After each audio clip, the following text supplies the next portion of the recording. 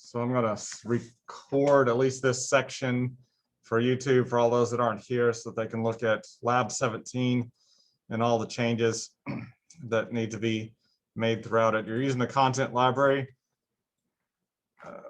It's almost the same thing like we did templates before. Task 1, you're going to go through, log into the vCenter server, create a content library, but you got to give it a name that's going to be unique.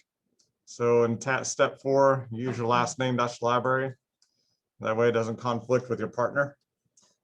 And step 7, it asks for where you're going to store the content library on. We'll use the data store Share03 because we don't have one called vSAN data store. In task 2, you're going to take your template that you created in Lab 16, I think it is, and that template that you created under your labs template folder, it's got your last name on it. You're going to clone that template into a content library. So it's going to convert it into an OVA file. So that would be step 2 here. You're right-clicking on your template, not something called Photon template. You're going to clone that and give the template here on step 5 your last name -lib template. That'll make it unique, so it won't conflict with your partner. And then in task 3, you're using all of the templates that you put into the library and the names that you used. When you're going through task 3, when you go to deploy a virtual machine from a library template, here on step B, where they're telling you to name it, you're going to use your last name, group number -04, because you've already created 3 other virtual machines. So now you're at the point of doing 04 at the end. So just look at the other 2 virtual machines. You got a name -02 and another name -03, as long as you completed Lab 16.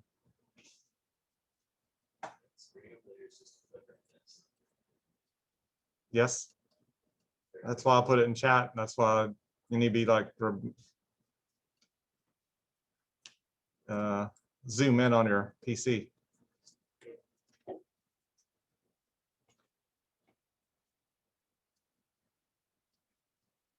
And then I'll have to recopy in chat when he gets in there. But anybody else in 104, make sure you're in Zoom on your PC. And then what else we got? So we come down to H. When you're selecting what data store to deploy it on, so we share out the workload. We'll do as we did deploying out from templates last week. Share 01's group 1, 2, 3, 02 for 4 through 6, and then we'll just stick with 03 for 7 through 9. Your destination network will be production, not VM network, but production. And that should be about it. Once it's deployed, you'll power on the machine you created. Of course, you'll hopefully realize what you named it in step 9. I'm not going to put that as an option. You got to remember what you name stuff. And that's your whole process. You're just creating a library, making a template in it, and deploying a virtual machine from it.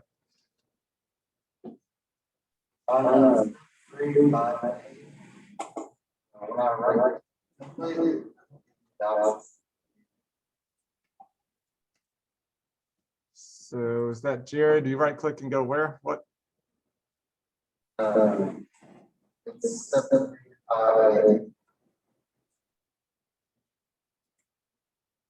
So you're breaking up. Put it in chat, your question. For some reason, the audio is cutting out.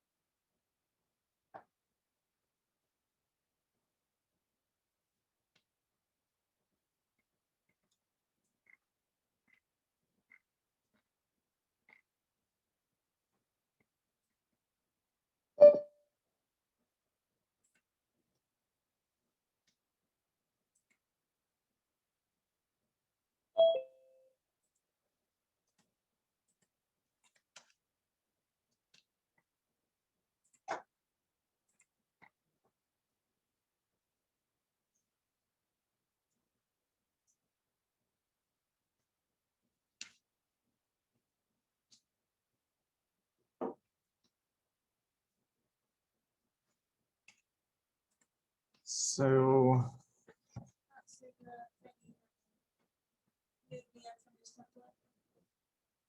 check, let me look here.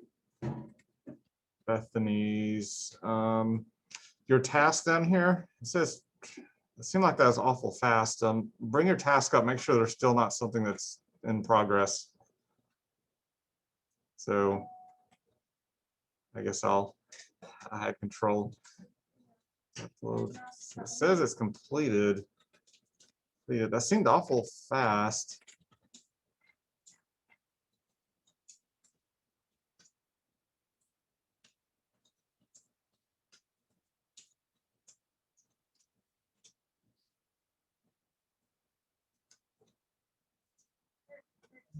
I think it just took, if you're missing the option new VM from templates, you might have to wait a little bit longer, and you might want to hit the refresh button at the top of the screen. But it does seem to have a little bit of delay for that to be finally recognized.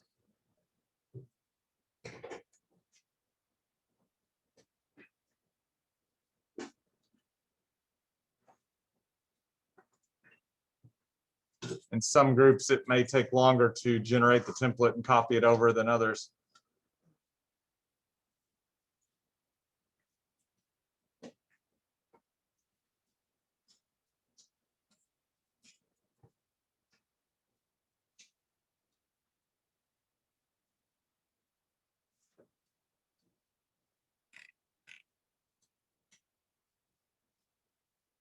So with the large class, if you remember our template deployment on Thursday, what it took about 40 minutes maybe for everybody to get done, something like that. So when you actually go to deploy the template, it may take a while. It's kind of surprising that cloning the template went so fast for you two.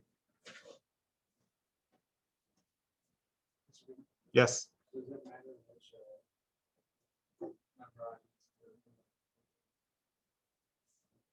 So are you talking about in task 2?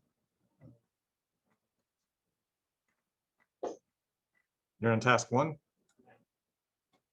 Okay, so in task 1, you're creating the content library.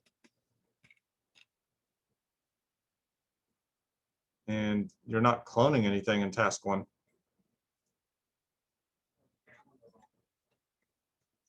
You're just creating a content library.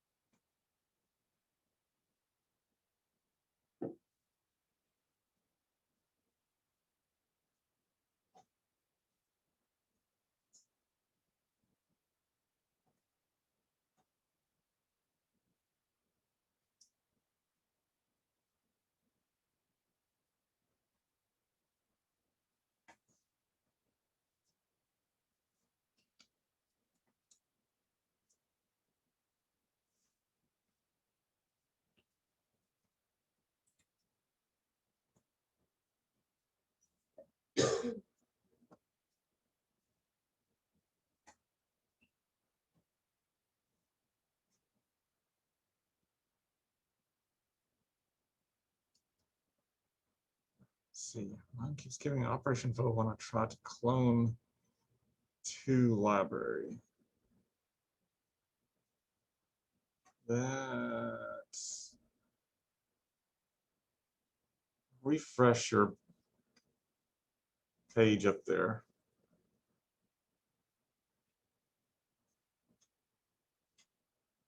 And then hold on, I want to control your mouse, so hold on.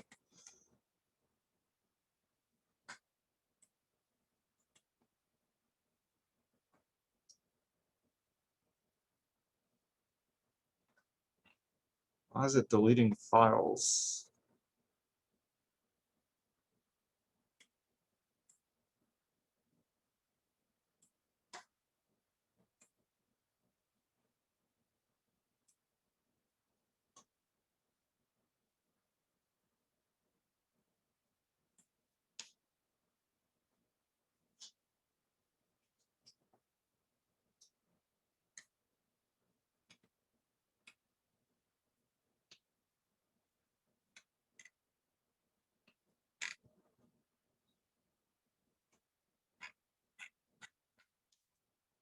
Weird.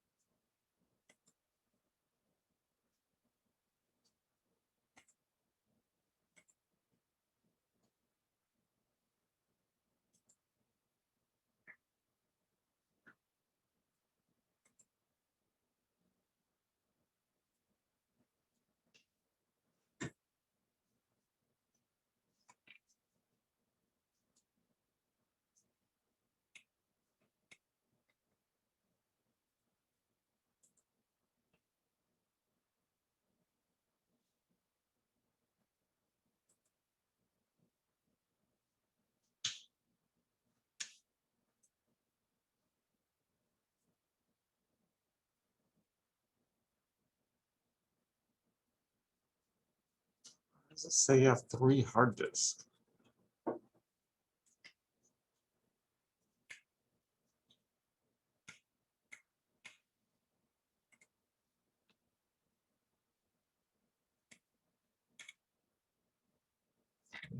Okay, weird.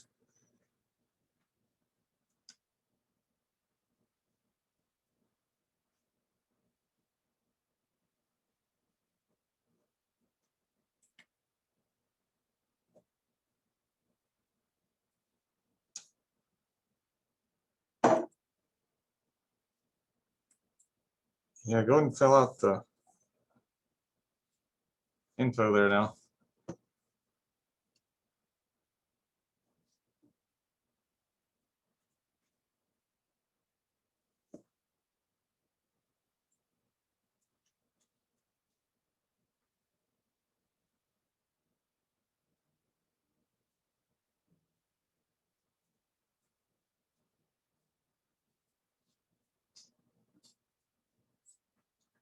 Then you should be able to just click OK.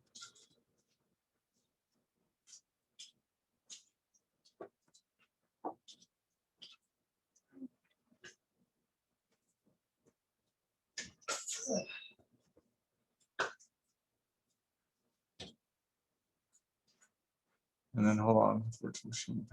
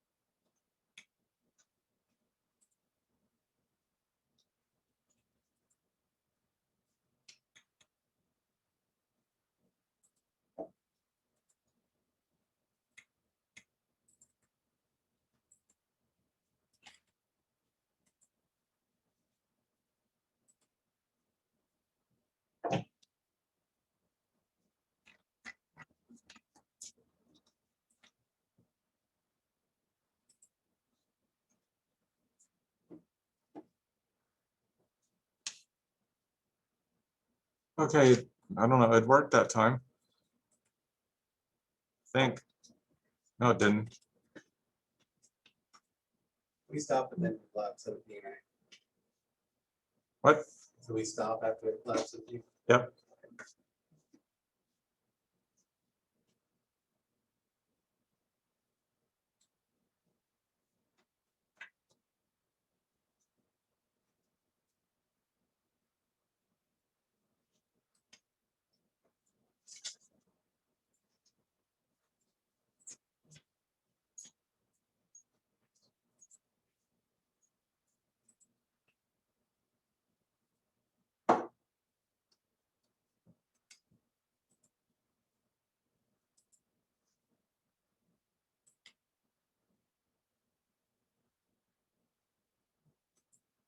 Weird. What is Matthew's not working?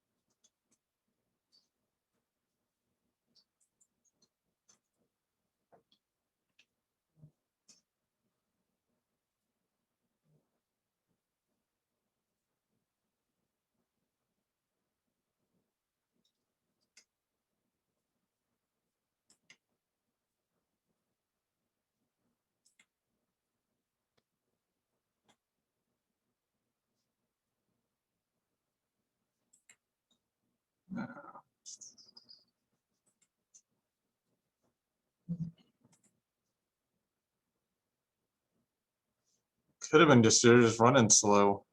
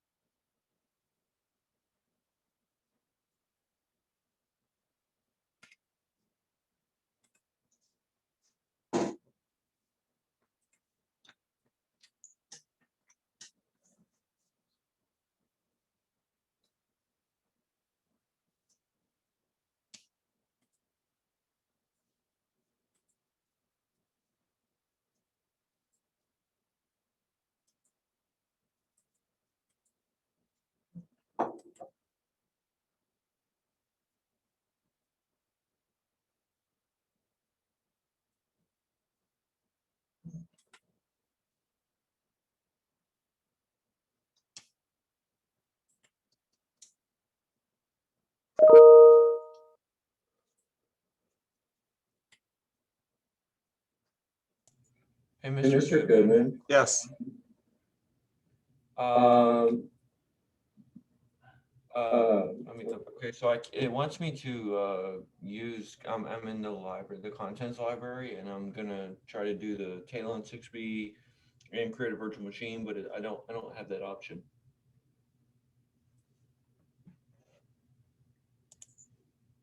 Well, I'm working on. I'll look at yours in a second. You may just have to wait a little bit for the option to appear. Okay.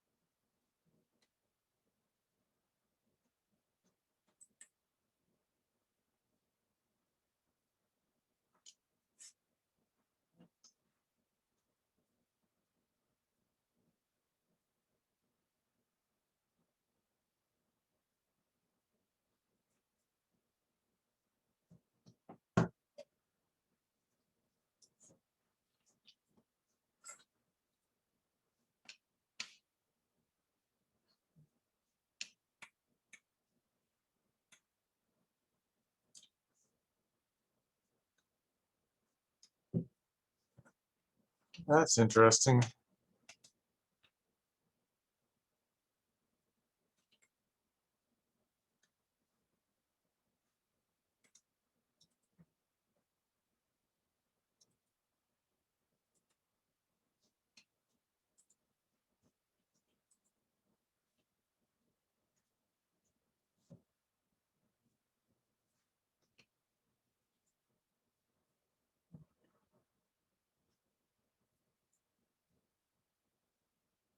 Never mind, I got it.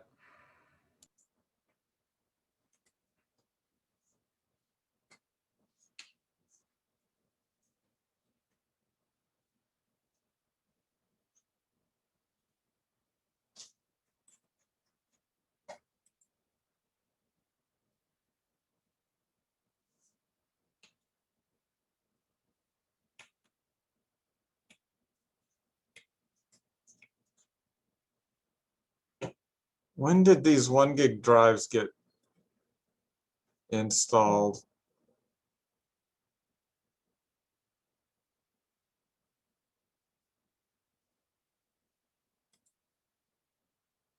Was there a lab adding hard drives?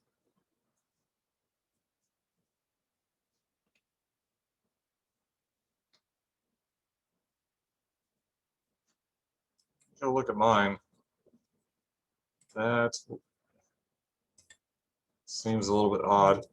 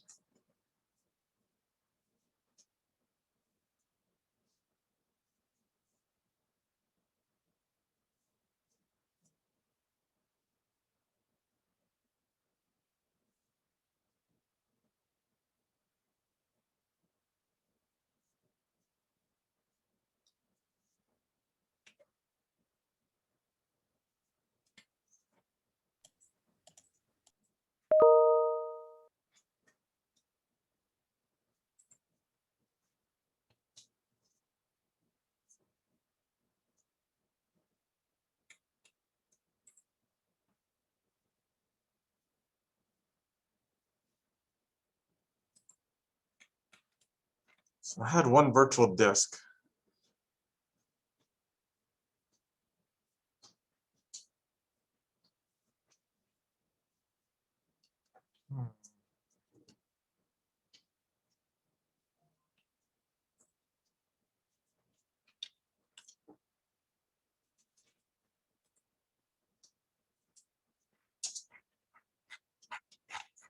I don't remember a lab where you would add hard disk. Does anybody remember a lab adding a hard disk?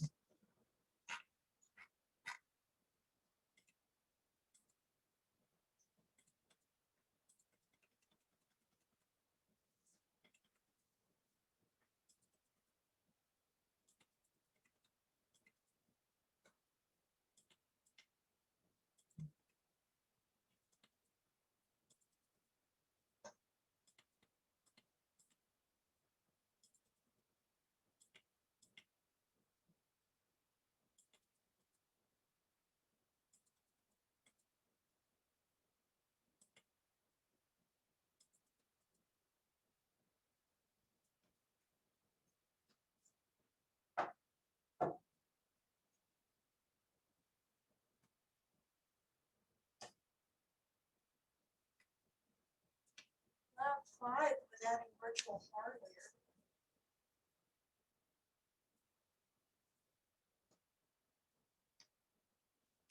Yeah, virtual Okay, yeah, I see where we added that in this one.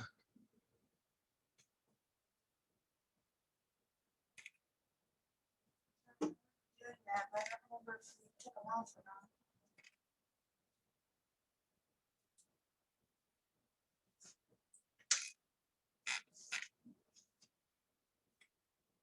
Interesting. Let's look at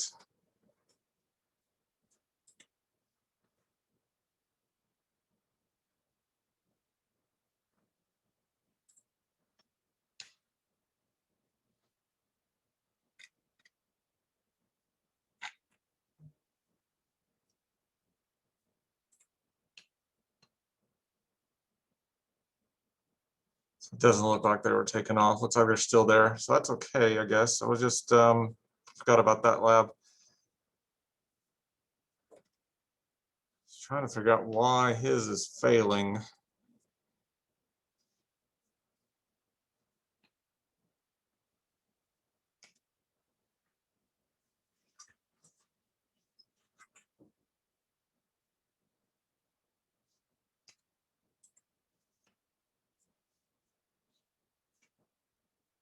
Friction.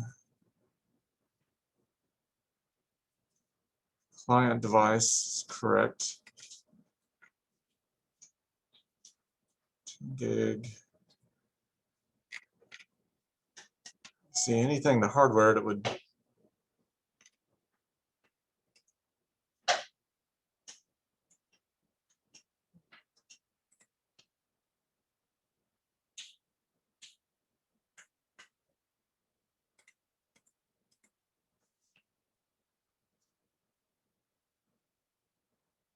Share to, share to, share to. Okay, yeah, they're all in the same shares.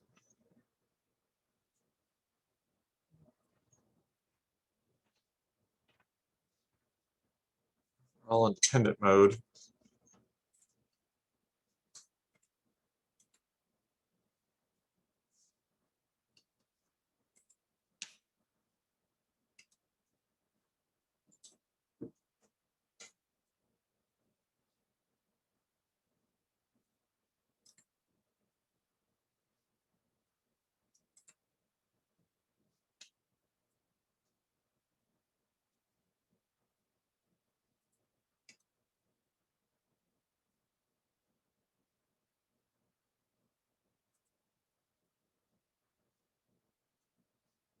Clone. Let's try one more time.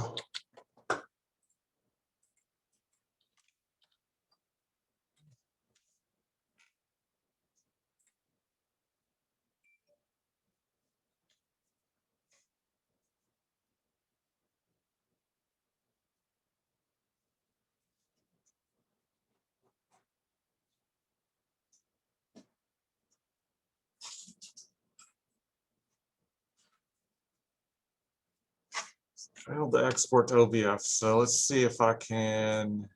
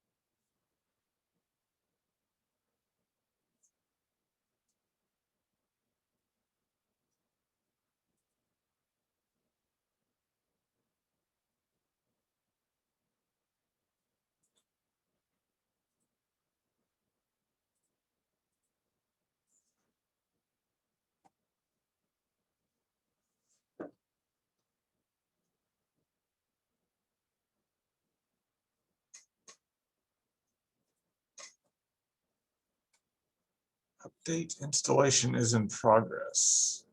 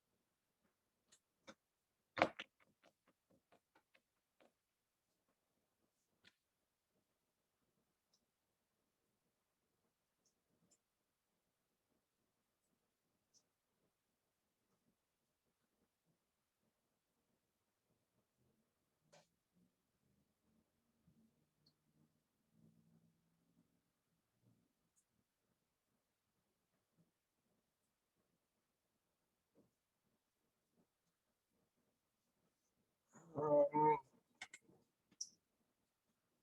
Update installation is in progress.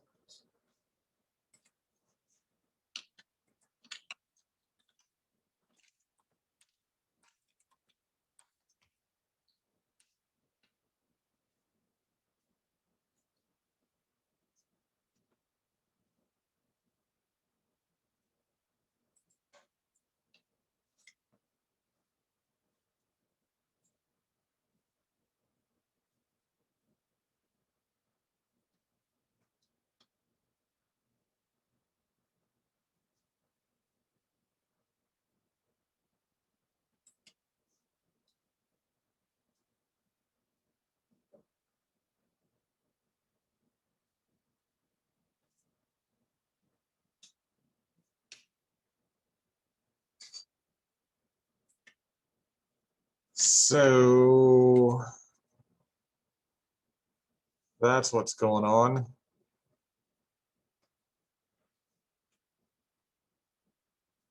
Somebody clicked it on updates on the vCenter server. So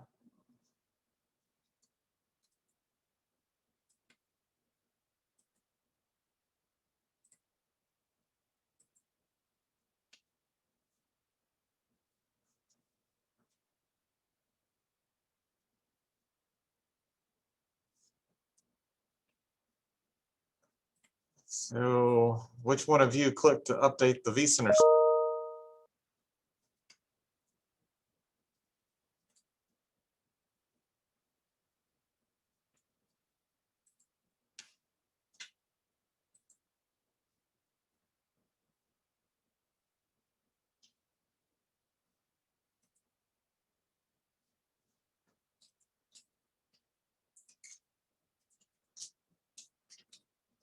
It appears to be stuck.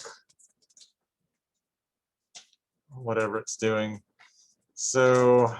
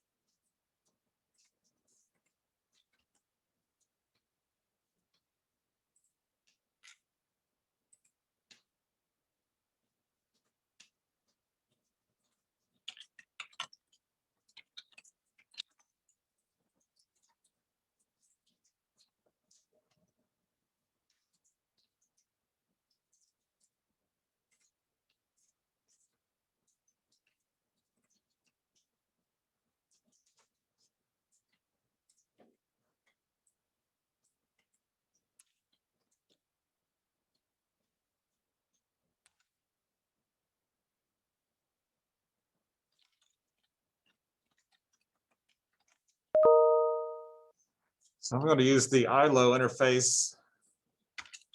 Oh, that's 1, 2, 3, 4. Bang.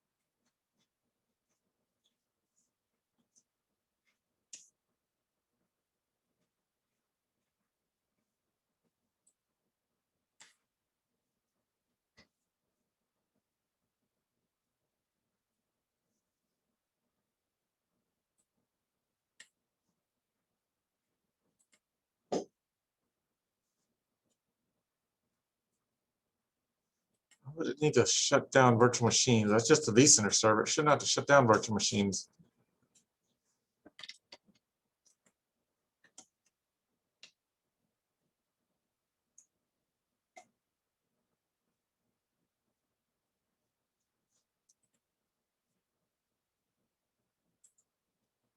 the ESXi host would stay running.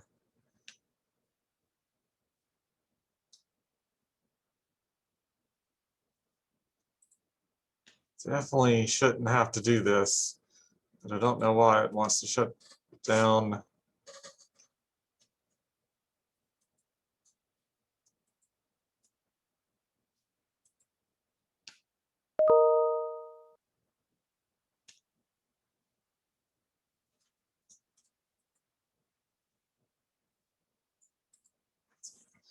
But in any case, whatever that warning is, I'm going to go ahead and safely shut those down. I don't want them to just be pulled. It should not kill the VMs to reboot the vCenter server because it's not what's running the VMs. The ESXi host is.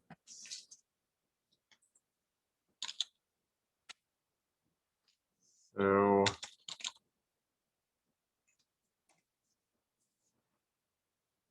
I didn't put a checkbox anyway, but we'll do a restart here because it got hung up trying to install an update.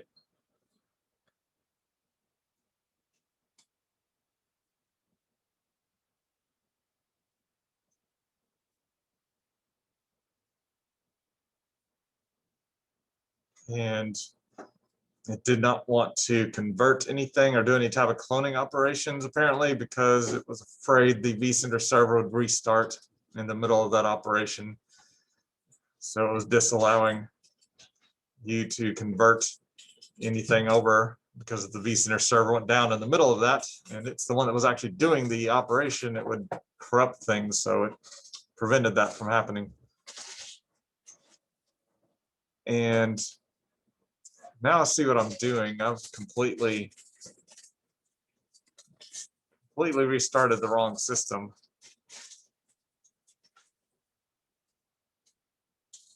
That's why I talked about stuff, because I completely picked the wrong thing to restart. That's great. My brain finally clicked in whenever I seen it restarting and realized this is actually restarting the ESXi host, not the vCenter server. Oh goodness. Wait, hold on. So Mr. Goodman just admitted to restarting the wrong thing? It's a Monday. This is the first day of the week for this class. That's the first time you ever messed up on something. No, it's not. I had to embrace it.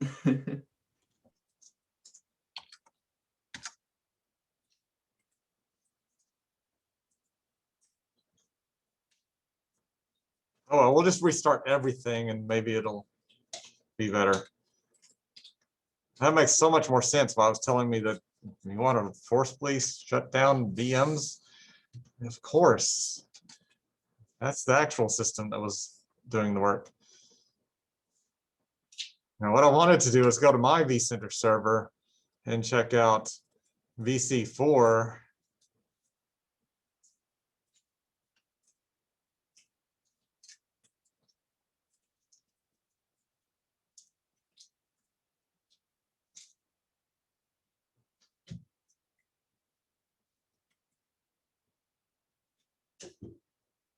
Because it's hung up trying to install an update.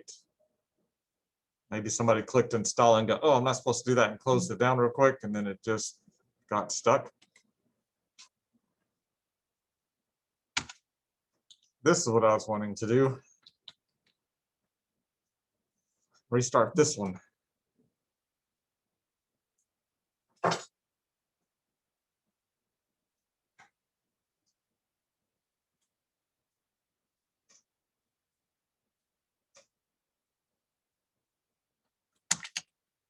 Uh,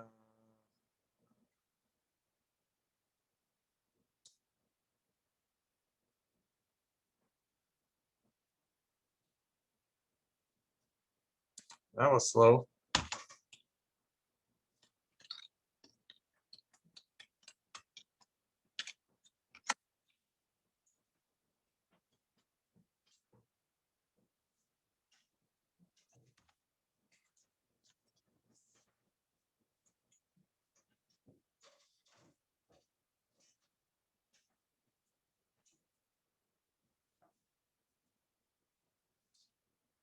Okay, well, no matter what, everything's restarting.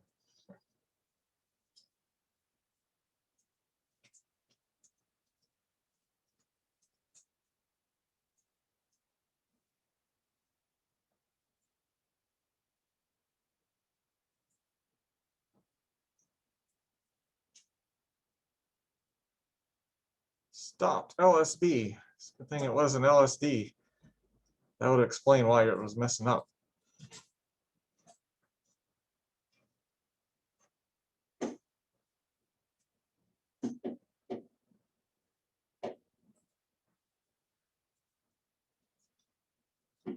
So what about everybody else? What point are y'all at? All is finished. So everybody saying they're done. I think I see progress bar at 90%. Yeah, this is, I've been waiting 7 years. I'm done as well. So you're cloning? Yeah. Okay. I've been like. This room. Yes.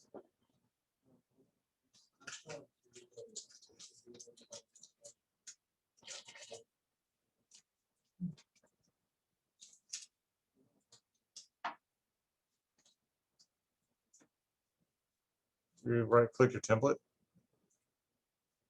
And actually on the it says OV, so that's what you right click on. You may have to click refresh at the top of the screen. Now right click on it. Well, down in your progress bar, it says it's still uploading. So you got to wait for that to finish before you can clone from template.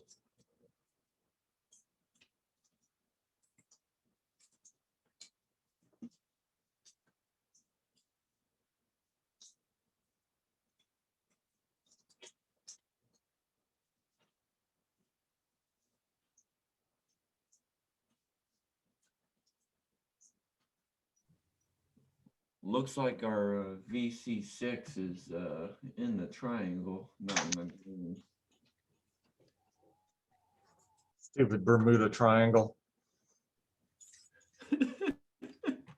Illuminati confirmed. That's okay. We'll have enough time to delete your VC6 or not today. Broke everything. That's fine with me. Yeah. I think we'll just delete yours in a little bit. Maybe. I don't watching off of Sean. I can just remote into his PC and just watch him while he does all this stuff.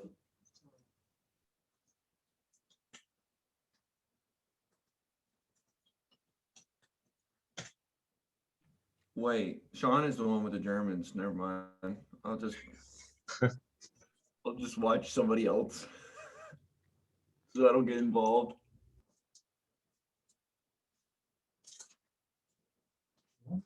Six months.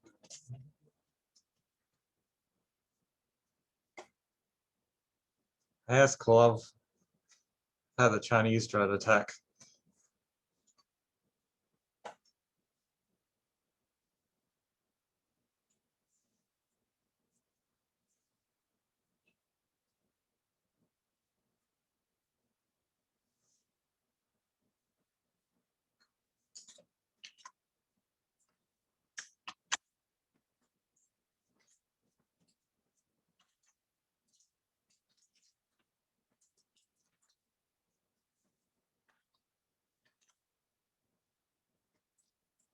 Why is your thing on my screen?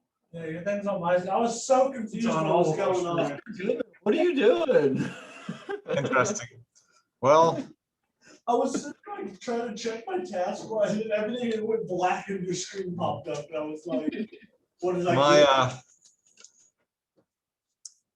My mouse got trapped inside of Matthew York's virtual VM server, and then it's like was clicking on two different locations, is clicking remotely and locally at the same time. So things happened, and we'll have to see if I can stop that now. Cool feature though. So that was pretty cool. So how do I stop showing everything? Does that work? Yep, yeah, it's gone. done. Okay. I was demoing a remote computer. I don't know. It's too complicated. I'm not gonna think about it.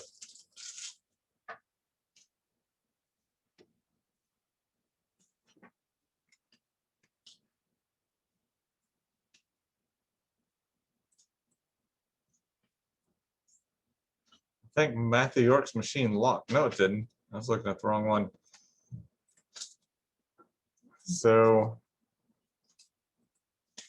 okay, so we didn't really need to be in that.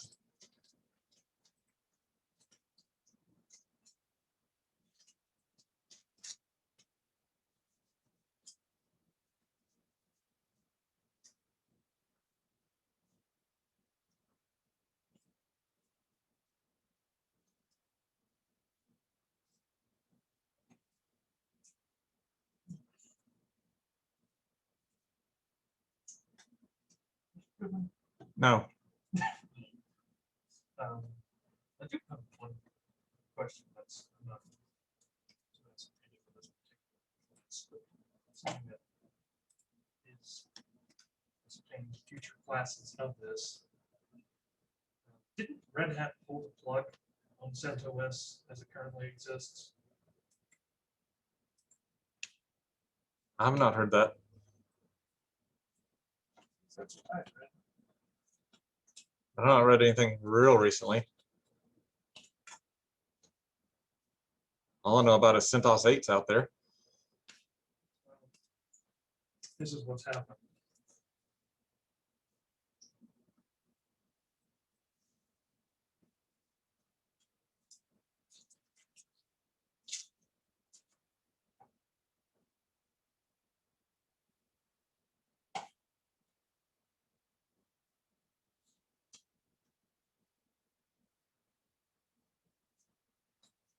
Interesting.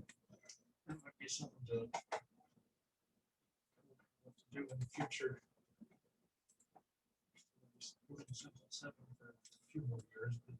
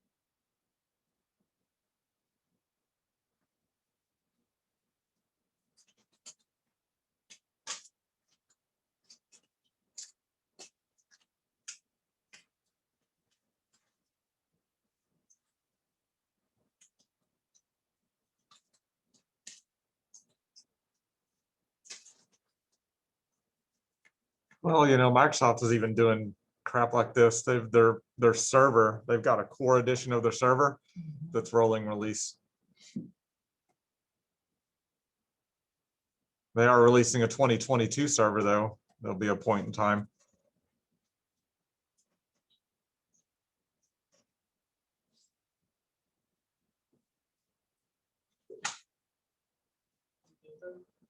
Yes, Would it make sense that I'm still waiting for everything to finish cloning? maybe. I've got two, there's like three things left, two of them are on 97%, one of them's still on 1%. Don't think the 1% one can actually progress until the 97 ones are done.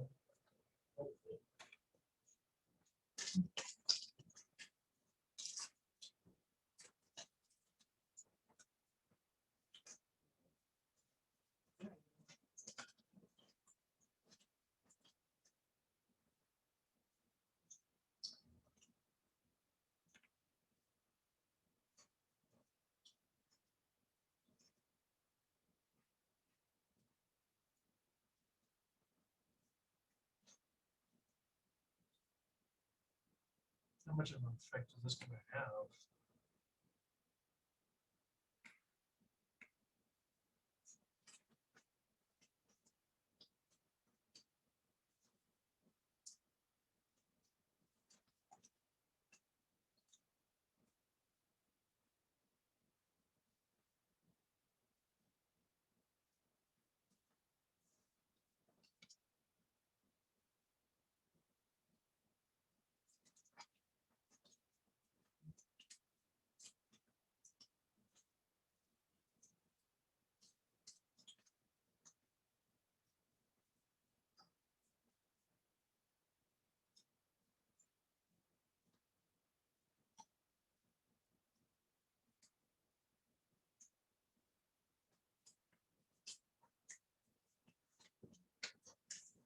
Well, this may, I was going to migrate to CentOS 8 and operating systems class, and redo the curriculum over the summer.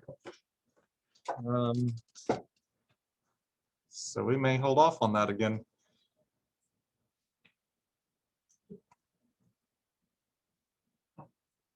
Welcome, I guess. Yeah, that's definitely a good thing to look at. The only question is, what can place the 7+7? It actually does. And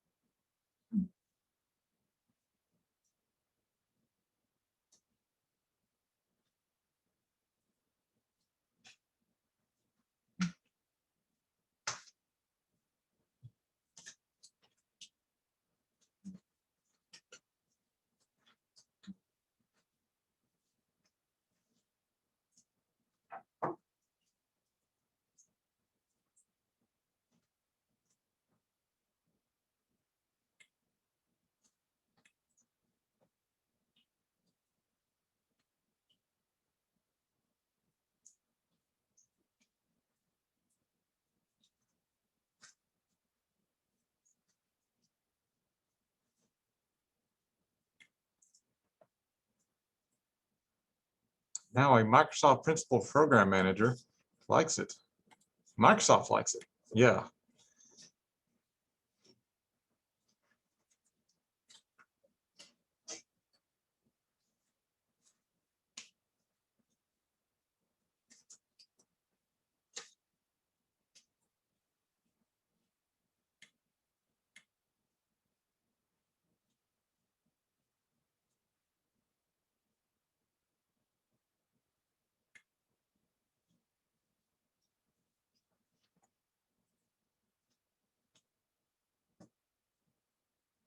They're really pushing this new, they're wanting a new culture where that, you know, you wake up the next morning and you go to do your work and all of a sudden the application's got different features at any point in time. That's not cool for most humans. Most of them are idiots and can't critically think and handle a change. They're not developers. Getting a whole bunch of people interested in coding and development mindset is not the what I see as the bulk of the world's populations.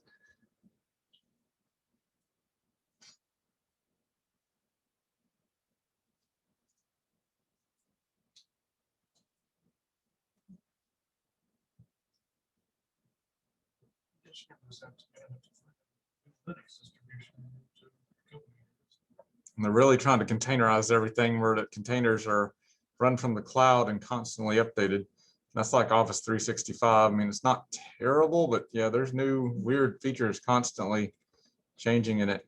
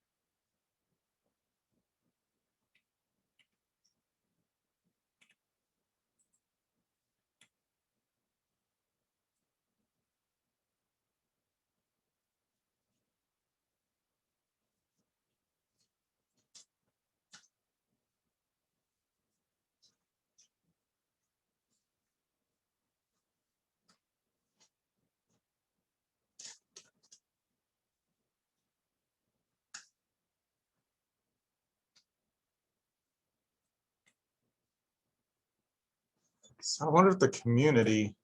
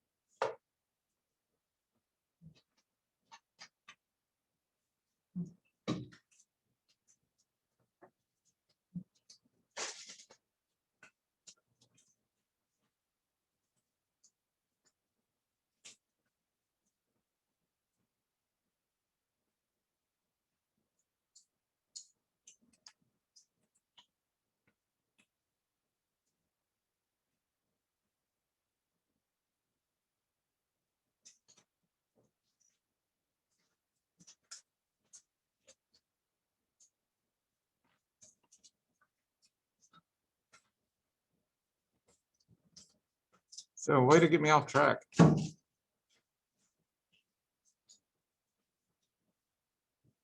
Matthew, has your system come up yet? Should be getting close.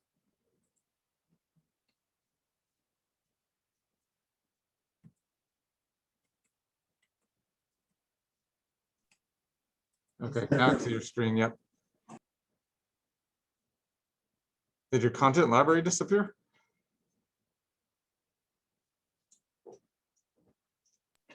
It says, yeah.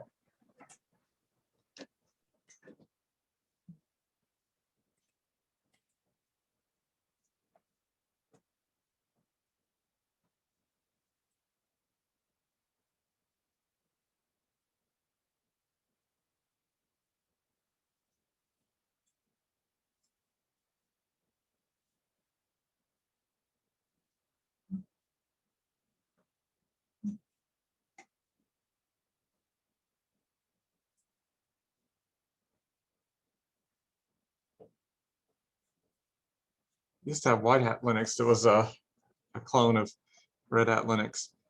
But then CentOS was fully supported by Red Hat, so everybody flocked to it.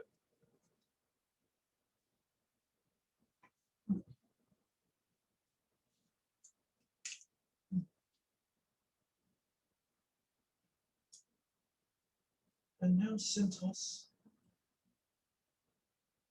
Let's start the flood thing.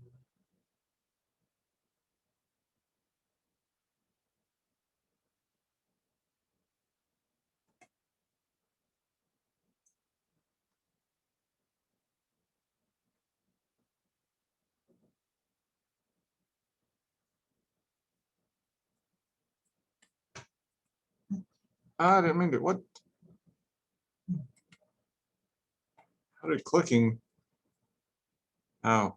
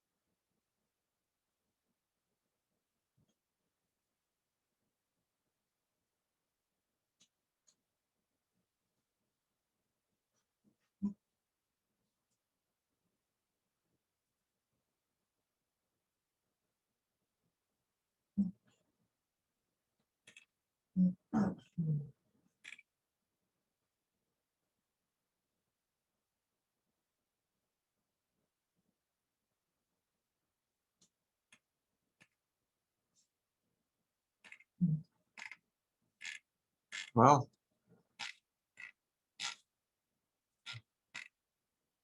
there's the community to the rescue. It says Cloud Linux will support and keep CentOS 8 viable. Instead of Red Hat's not going to do it, we got the engineers to do it. I bet the Red Hat engineers will support them too.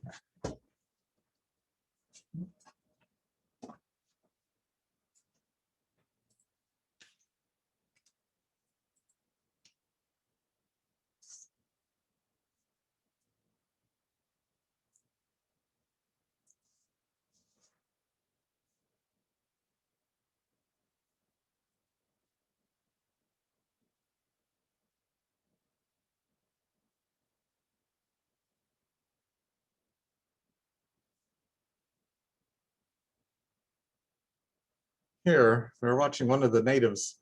We're watching him possibly fail.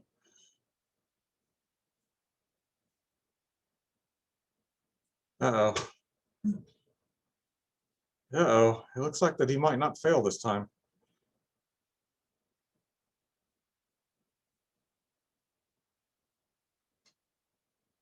Oh, he did. Interesting. I wonder if things still trying to update.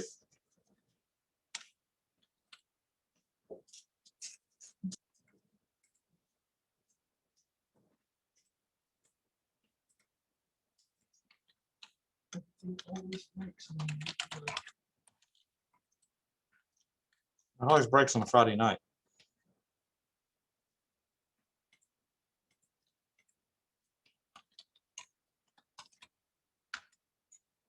When you've had a long, hard week, you're like, I'm ready to go home. Then all the servers, the hard drives crash, and just you're like, what the heck?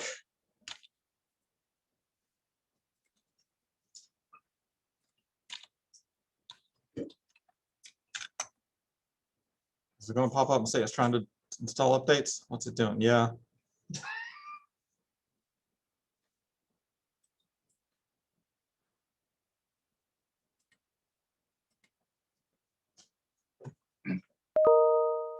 Okay, well, you can't do it, Mr. York. Your system's screwed.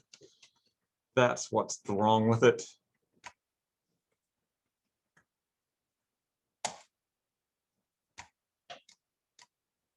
It's not like content libraries is that important, but you've gone through the dialog box enough times to think that you could do content libraries if you had to. Your just vCenter server needs to not be trying to install an update. What about Joshua Main? How's yours doing? Did it ever finish? Yeah, I just was letting it finish the part where. Okay, looks like you need to drag it into your VMs folder.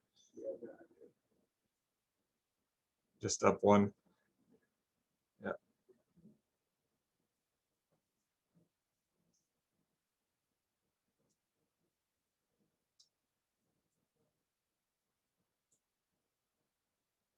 Oh, it's almost done, 89%. Okay.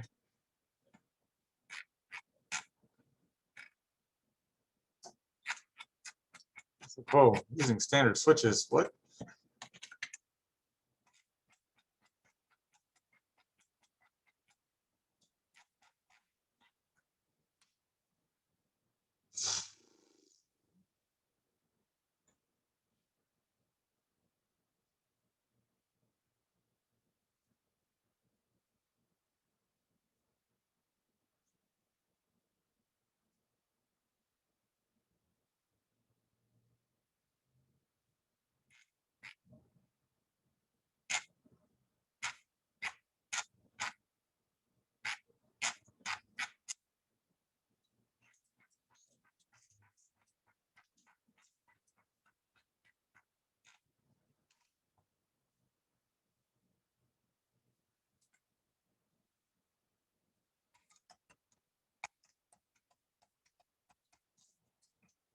Okay, yeah, we're almost there. Maybe we can do the next part. Let's look at, so while the rest of y'all are finishing up, we can talk about lesson 3, modifying virtual machines. Pretty cool. Hot plug, dynamic stuff. Yeah, great. Hot plug, you can hot plug in stuff. Certain physical servers allow you to hot plug hard drives, USB, thumb drives and stuff. You're probably familiar with them. They're hot pluggable. So pretty much anything you can hot plug in a real server or an advanced server that has cool features, you can hot plug into a virtual machine. The operating system has to support the hot pluggability. So some of the features, adding new devices, may not be available to you based on what operating system version you have installed and the operating system version you have selected that the virtual machine's running as. But you can add hardware. So edit settings of VM, and there's a little add hardware button that allows you to add things, and they show a picture of it circled in red over there to the right side. You have greater amount of hardware that you can add if you power off the virtual machine, because then you get stuff that's not hot addable to be able to add to it. And you can remove hardware from the machine. Again, some hardware it's not hot swappable. You would have to power off the machine to make changes to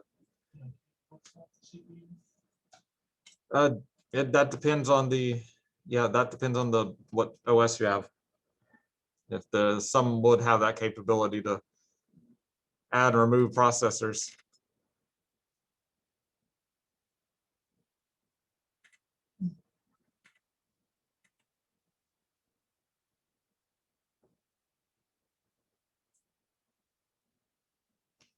So there's watchdog timers that are able to watch resources, SQL Server and things for restarting. So it's not kind of cool advanced things you can do. But so hot pluggable devices, there's the CPU that's hot pluggable. If you're running the correct OS version, you can do that.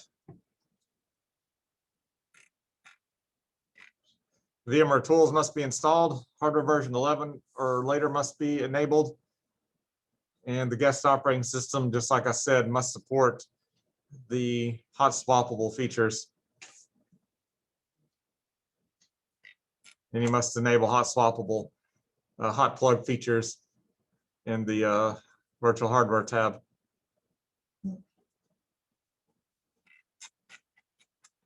So really cool. You can dynamically increase the size of a virtual hard disk.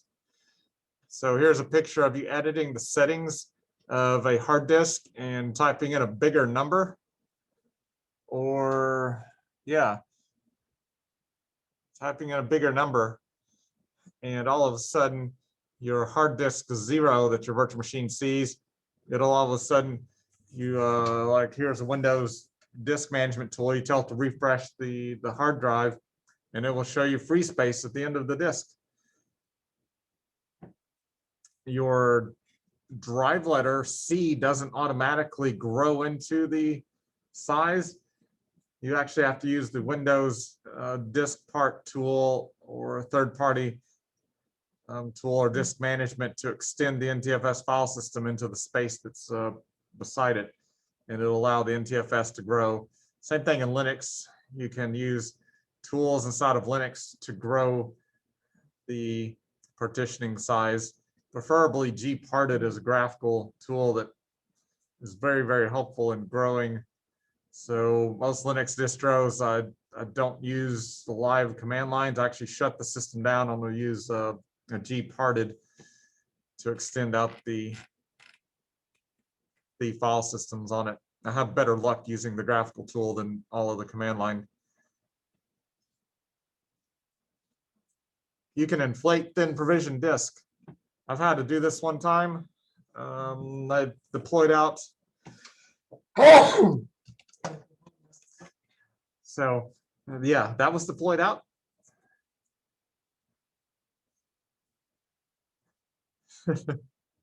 It's actually not that sound that I made. That was actually just a sneeze, but it wasn't an alien virtual machine I was putting out with a weird sound pronunciation. So you can inflate virtual hard disk, and the one I had to inflate was the VMware data recovery.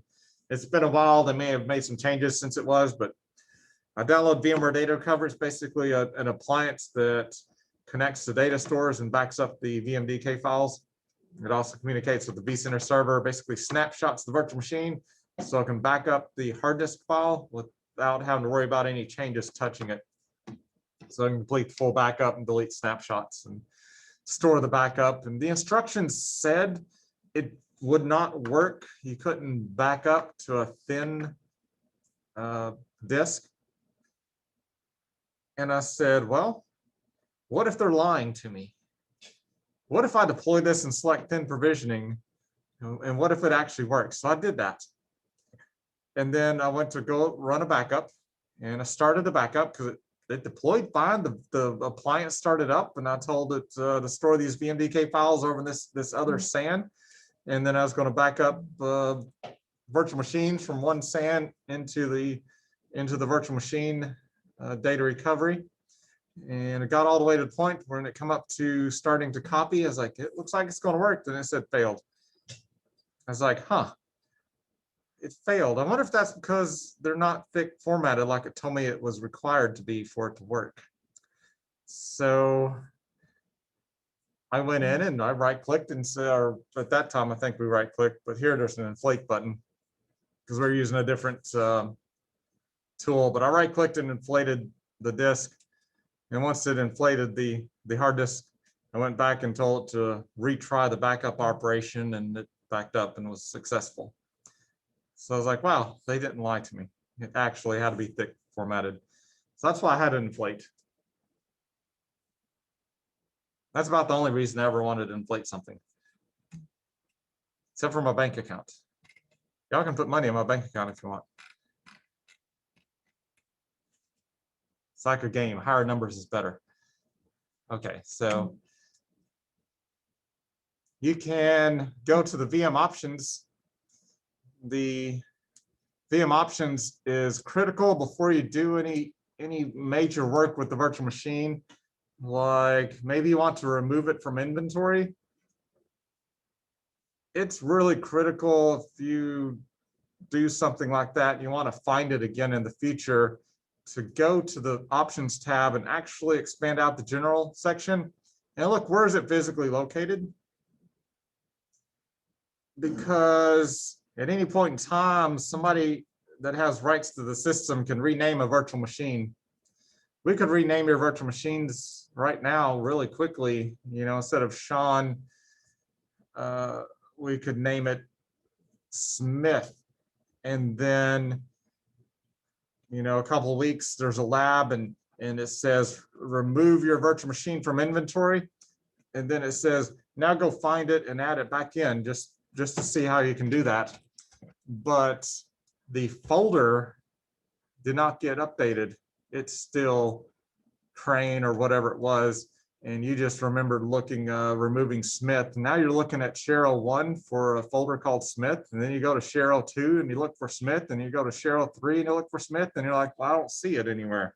Then you look at the local hard disk and you're looking at the NFS library, and where did it go? So you've lost it because you don't know what actual folder name it was really in. So the lab, there probably will be a lab that you get to and it tells you to remove a virtual machine.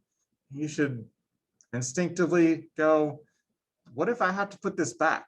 I need to figure out where this actually is located. So edit the settings, go to the VM options, expand out general, and it will tell you the data store and the folder, and you'd want to write that down or verify the virtual machine name matches the folder name. This next lab actually has us change the name of one of the virtual machines. They're doing that on purpose because the later lab has you remove it and add it back in, and then students are like, I can't find it. It's like, yes, because you're supposed to look where the original folder was. And now you've lost your machine. So many students, half of you will probably lose your virtual machine. I'll try to remind you to do that, but the name of the virtual machine does not necessarily match where it's actually located. Very, very stupid to not go and check the machine. How can you fix it? It is fixable. If you rename the virtual machine, maybe because you renamed the host name of the machine, so you want it to match what the virtual machine name is. And then how do you get the folder? You can't just go rename the folder because all the config files and everything are linked.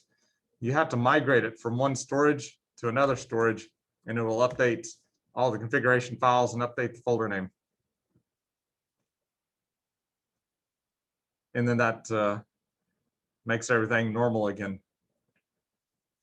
Other stuff you can do.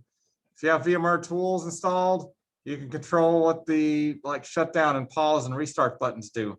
I don't know why you'd want to change off of what they would default do, because if I hit the red stop button, I'll want it to stop.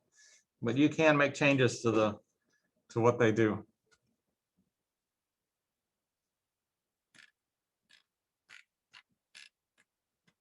Boot options. I told you that when we extend the hard disk size, I normally use gparted to go in and manage the Linux partitions. Well, gparted is an ISO image that you need to boot up off the CD-ROM. The virtual machines by default boot to the hard disk. So how do you get a normal computer to boot from CD-ROM? You have to get into the BIOS, or these modern computers allow you to hit a function key to get to the menu to select to boot from CD-ROM.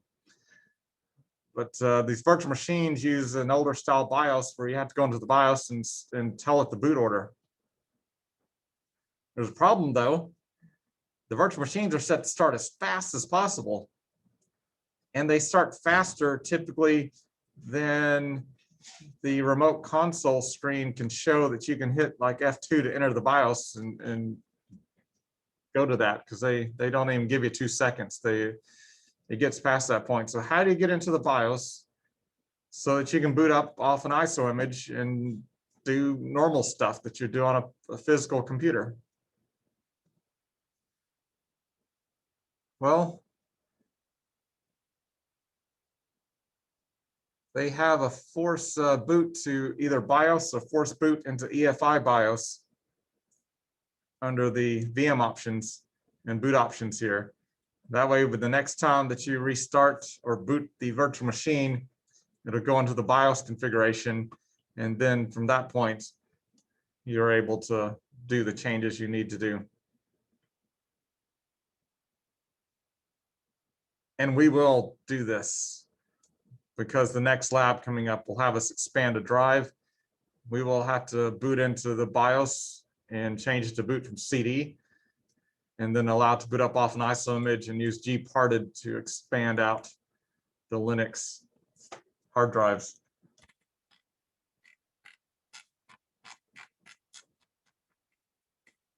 removing a virtual machine. Two options: remove from inventory. All the files remain on the disk, and you can go find it again and right-click the VMX file and tell it to re-register.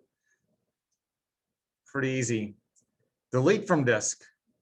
It deletes everything. This is not like Hyper-V. Hyper-V only deletes the configuration files. But remember when we installed our LAN and we deleted our read-only one, it left the file on the disk and we were able to link off of it. But and if any other classes, if you've helped me clean up Hyper-V, we had to delete the virtual machine, then go to the V drive and find the disk files and then manually delete them.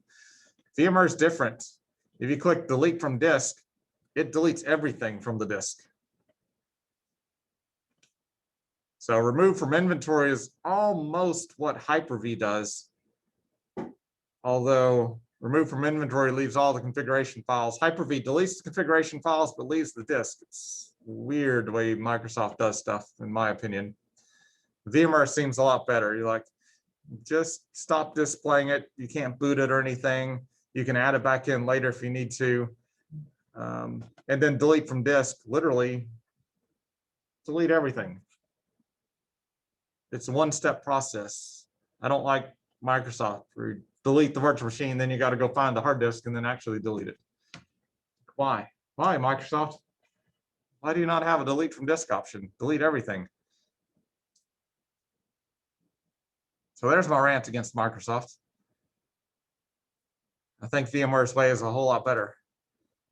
So here at the university, we used to run our own email server before we went to 365 and letting Microsoft house everything.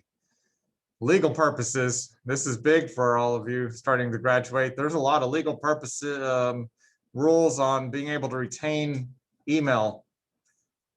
A lot of you are too young to remember Enron scandals and stuff like that, but you've heard about the Hillary email server probably. That still floats around social media and stuff ever so often. But it's a legal requirement that, for lawsuits and stuff, some companies have to retain email from anywhere from 3 to 7 years. We fall under that exact same issue. So when we migrated to Office 365 and we stopped using our email server, we couldn't get rid of it. It happened to be a virtual machine.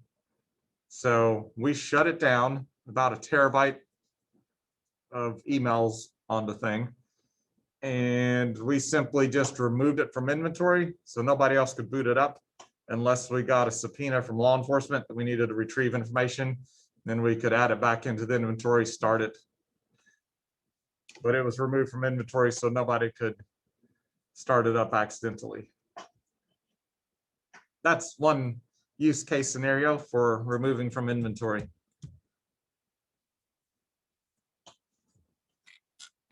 Just have to keep it documented. So lab 18. I don't really like the lab too much. I mean, I kind of like it, but I think we almost kind of need to do this one together a little bit. And I believe we can all do this with, if some of you are still deploying stuff, I think we can still probably do lab 18. Adjusting memory. Do y'all have an 06 already? That's the one y'all just deployed, wasn't it? 04. Okay, well, so yeah, we'll just completely ignore everything in task 1.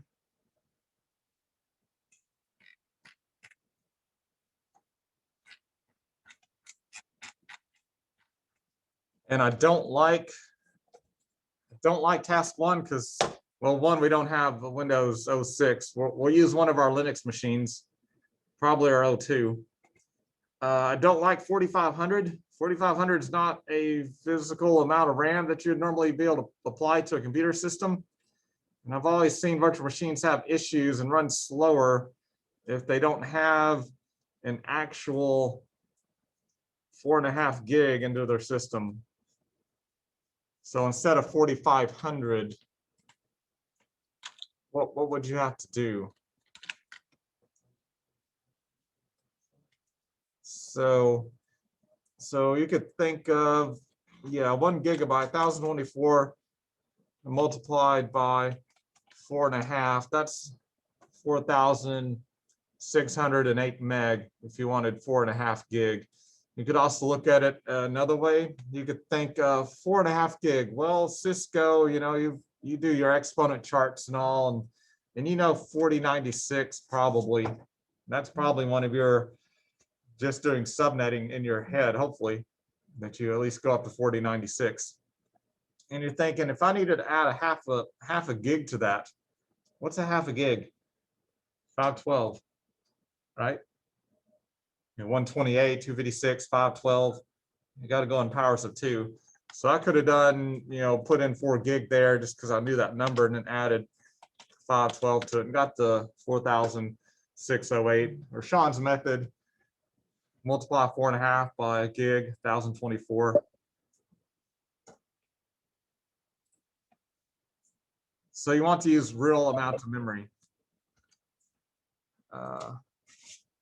So I want to put 2.5 gig into our second virtual machine we created. What is that? Calculate that really fast. What is 2.5 gig in megabytes?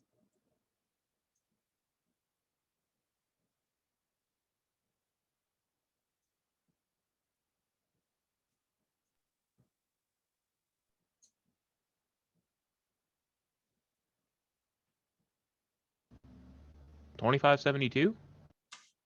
So we have a 2572. I think it's 2560. So 2.5 times 1,024.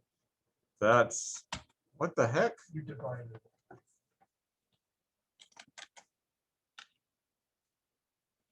Well, that's not what I thought I pressed. 2560 is what I've come up with. So we can go to another way, 2048 plus 512.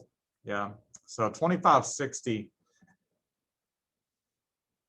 is 2.5 gig.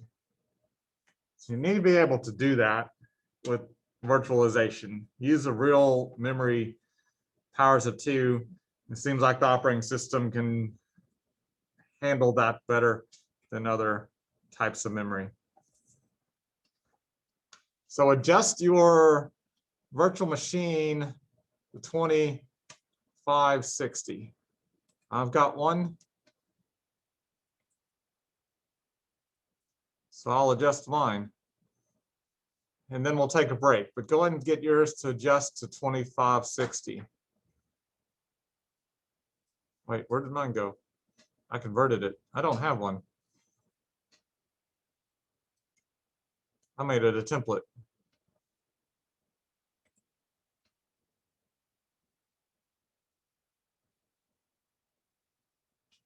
Does it allow you to change the memory?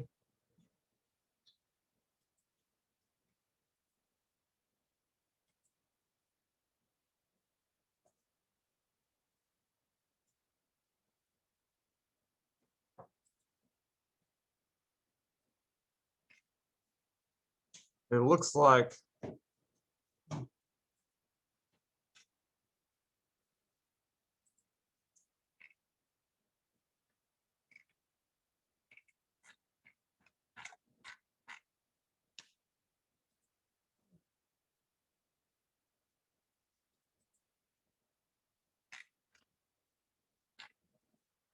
the RAM cannot be updated while the system is booted. The hard disk with the RAM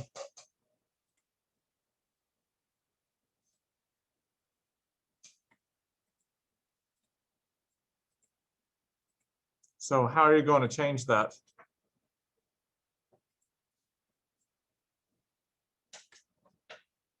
What are you going to do, Sean? How are you going to get your O2 to have 2.5 gig of RAM? Sean says he's going to power it off and then change the RAM. So that's what you're going to have to do for your O2. If it's running, shut down the guest OS. It'll run through the standard CentOS shutdown. The little green play button will go away. And then you'll be able to edit the settings. And as you notice, as Sean comes in here to edit settings on his,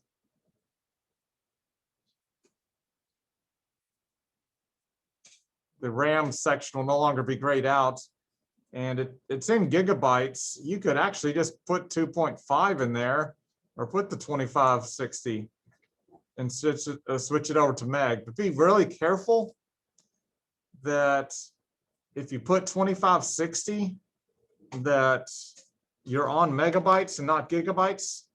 If you get the wrong one in there and you put 2560 gig of RAM, it's going to fill the data store up and nobody's going to be able to boot the virtual machines anymore because it's going to try to create a swap file and take the entire storage. So don't do that. So if you put 2560, make sure it says MB, or if it says GB, you can be really easy and put 2.5. I kind of like that. So you don't have to actually narrow it down. Microsoft Hyper-V, I only see that they allow you to type it in megabytes, but you notice VMware, at least on that edit screen, they allowed you to put in gigabytes. So if you put 2, it'll actually auto put 2048, or if you put 2.5 and select GB beside it, it'll allow it to be the 2560. So 2.5 in the middle. If you select gigabytes, you can use 2.5. If you select megabytes, you have to put 2560. I would probably always just select gig and put 2.5 for my situation.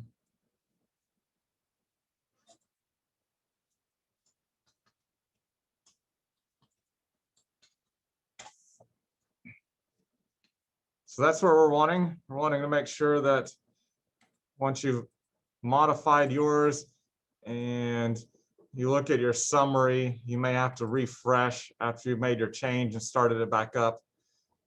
But the assigned memory should display 2.5 gig. So once you can see that, it's break time. And then we'll look at what else we want to modify.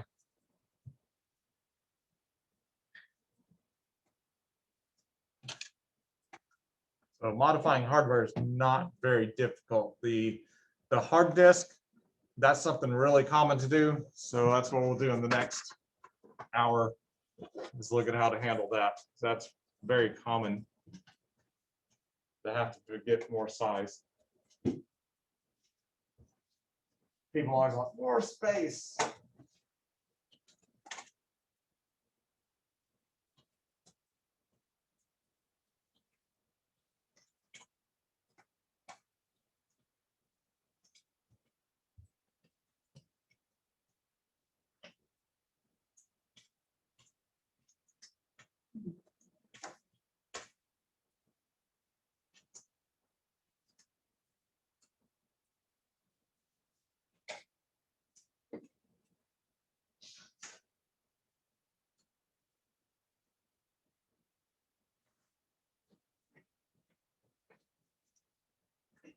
So the brochure.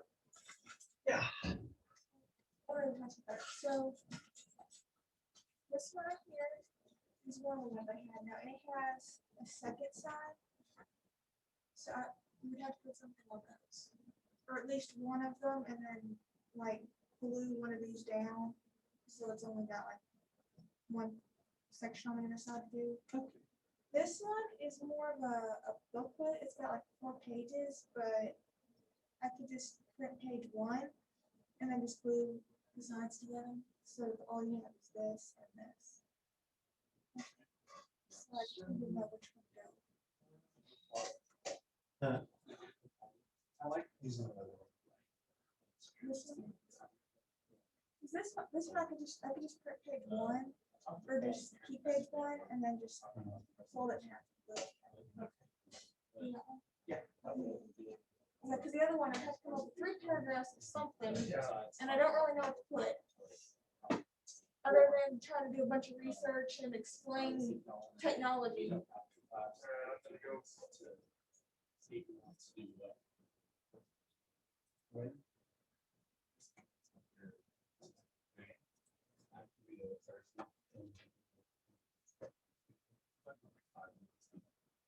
Probably do that.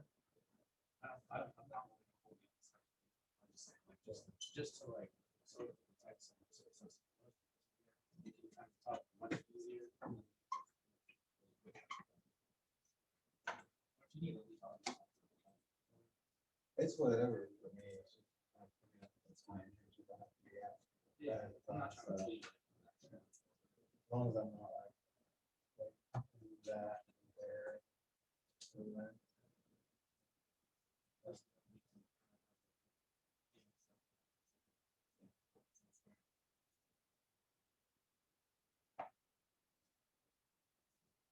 I think you can go outside and so. We'll do that.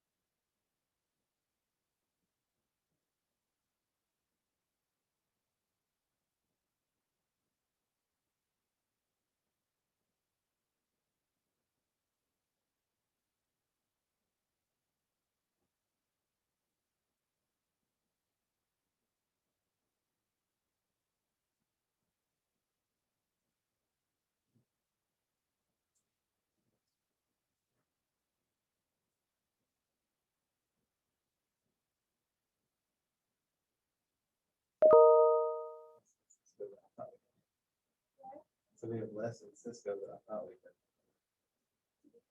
They'll have 10.4.10.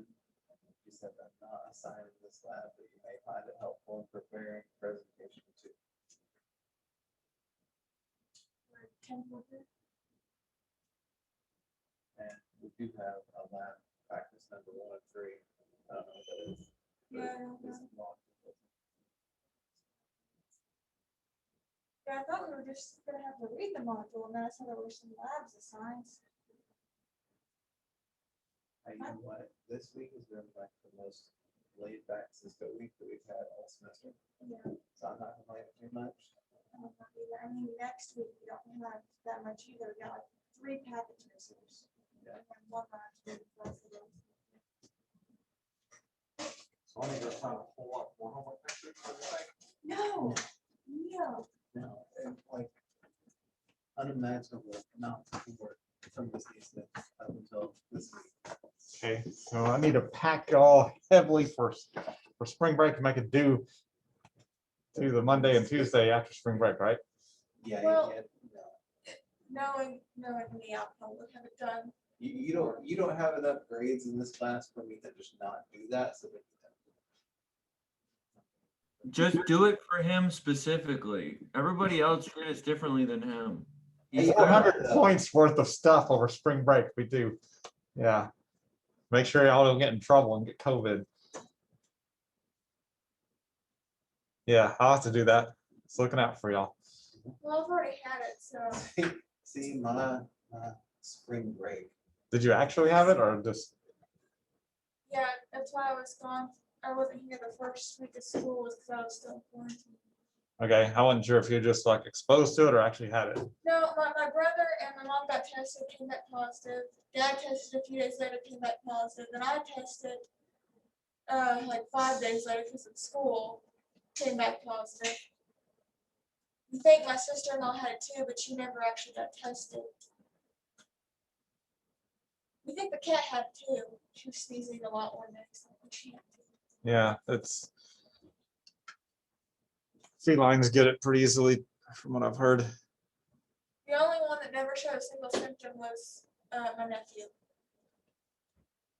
I've never had it.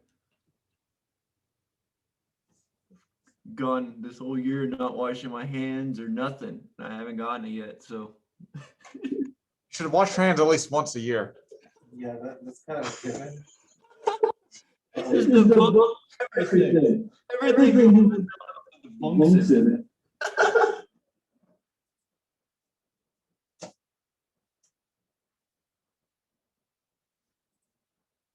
Did you go swimming any over the summer? No. Oh, Well, yeah, then you should definitely wash your hands. If you didn't go swimming somewhere. I mean, obviously, but like, bathroom, I didn't.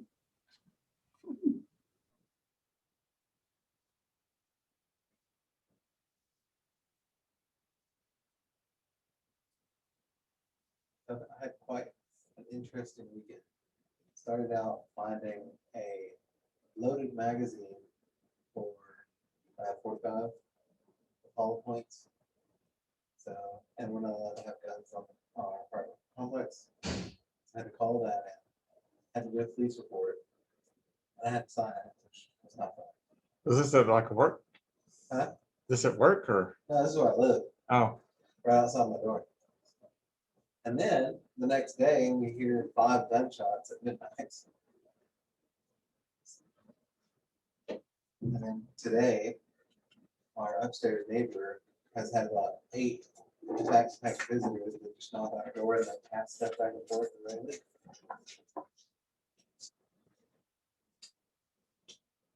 sounds like they need to require guns in your place I for wish. safety. Everybody's issued a sidearm here. But they said that they have to pretend like they don't know what she's doing because they're trying to build a case on her to get her to flip on her suppliers. So they won't do anything about it.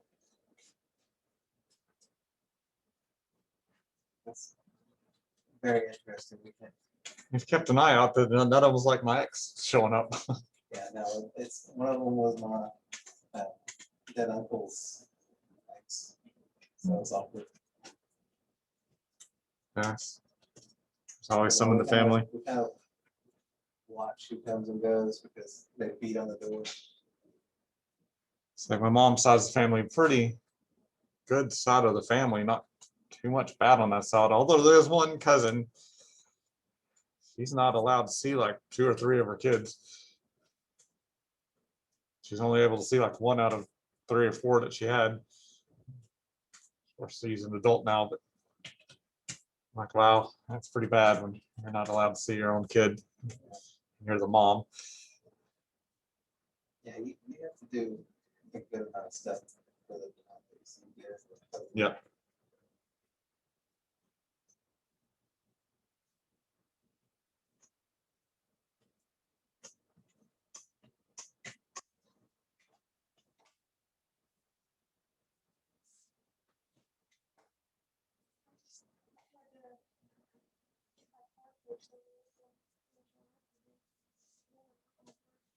Trade. Well, I seen where that you like hit somebody and took the front corner of your car off. Mine? It's like I knew that, yeah. No, I didn't hit somebody. Yes, you did. Yeah. No, We'll go look up the got police too close reports. to the RV in our driveway, the steps are out, and I got too close to it, and it took off part of the front end. Likely excuse. I didn't tell you about my repair adventure, did I? You're what? My repair adventure. No, my internet's still out. Did I complain about that? Yeah, you complained about it. Yeah, it wasn't on this morning at all. It's got worse, which kind of makes sense. I don't know how putting a splitter on a straight, taking a barrel connection out of, a straight connection from the pole to the modem, because that's all we got, but there's no cable or anything, and putting a 3-way splitter on it. How that helped boost the signal. That really confused me. Although their meter showed it like went up a couple of points. It says, okay, that'll be good. And then of course it went straight back out. Wednesday before last, I had to go over to Conway to get my phone battery replaced because it was swelling. Which nowadays, Okay, nowadays. so I get it most of replaced them over. Have free space. Like Apparently the back didn't sit back down correctly, so the wireless charging function stopped. Had to go back over there. Yeah, I went yeah, down to most the of little them, north of the they'll do that location on now. Friday. Because people didn't know that, and they weren't doing it, so. They fixed that, gave me a new piece of, It caused problems. gave me a new back glass. But the camera was fuzzy. They forgot to take a piece of plastic off the inside of the camera. So I had to go back there Sunday to get them to take that off. Cool. And I'm Sounds like- about right. And I'm like, oh. Okay, we gotta do task 2. Break time's way over. Task 2. This is the more complicated thing. So we're going to need to increase the size of the hard disk. I think we're at 14 gig right now. The hard disk size should be actually hot addable. Although what we have deployed out is not really worrisome if it's hot addable or not, because I don't like to increase the size of it using the live Linux running. I like to use gparted. So you're adding 2 gigabytes to your hard disk. And then we're going to have to do our own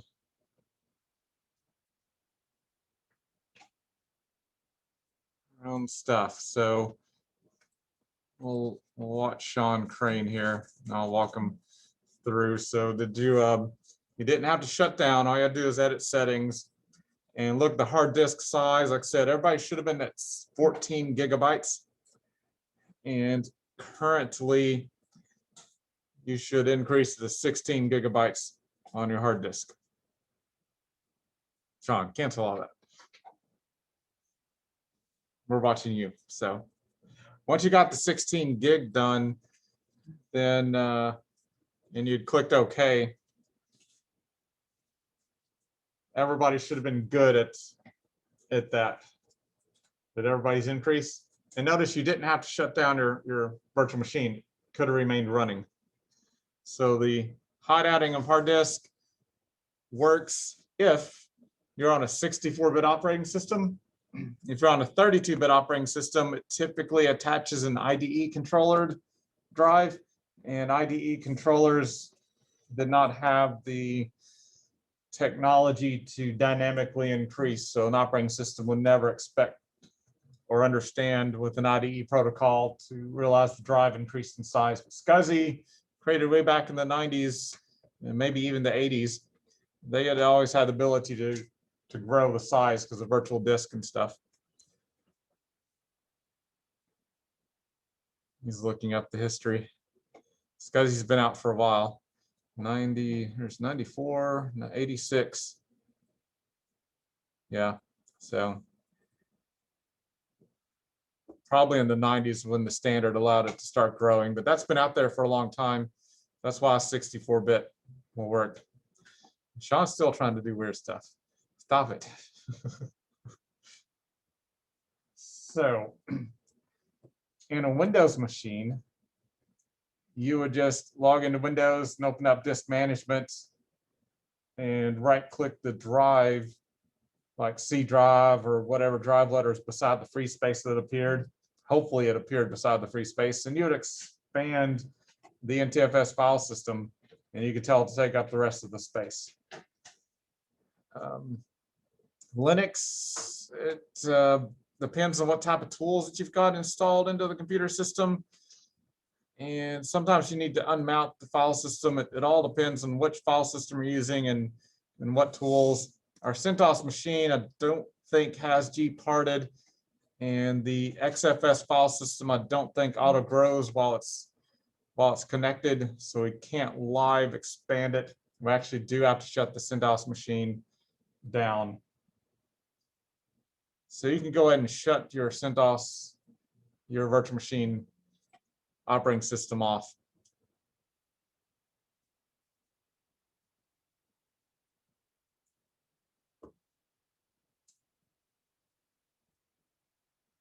And once that's done, our task is to add in a gparted ISO and tell it to boot directly into the BIOS.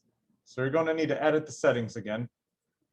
And this is a very common task that you would have to do.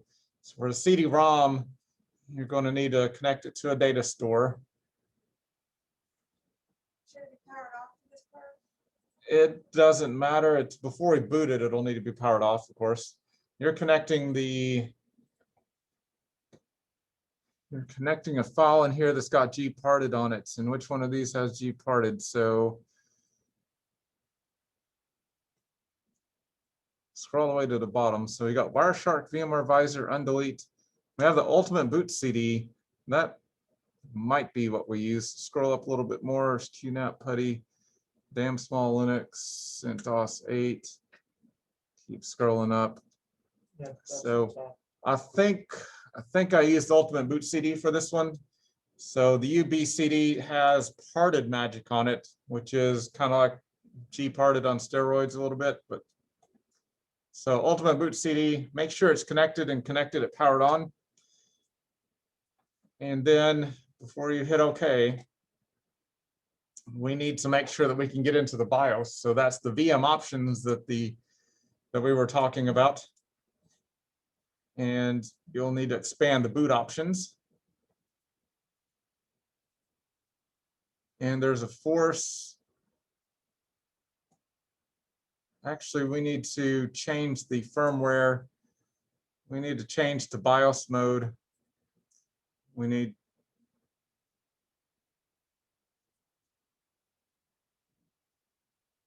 you'll get a warning. But the Ultimate Boot CD only works in BIOS mode.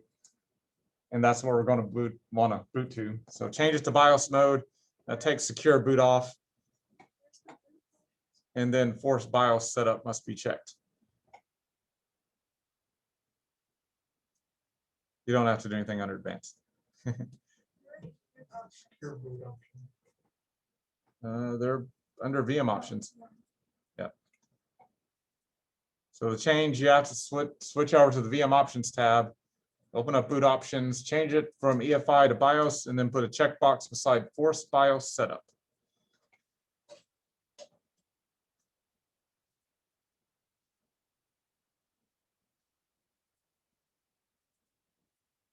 And then click OK. I don't think it's And at this point in time, if your system was running, you need to tell it to restart Linux. If your system was shut down at this time, you need to open up a console window to it and go ahead and start it up, and it will take you to the BIOS screen. And then that's where I want to stop at.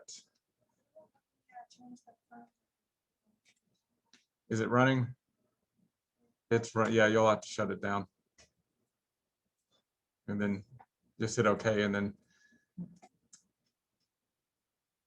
shut down guest OS.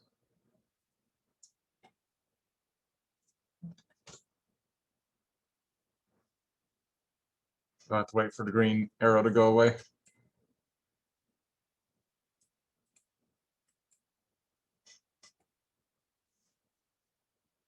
And you'll have to bump your hard disk size again. You hit cancel and it canceled everything. the hard disk. Do I need to change it to 16? Yes, it needed to be 16.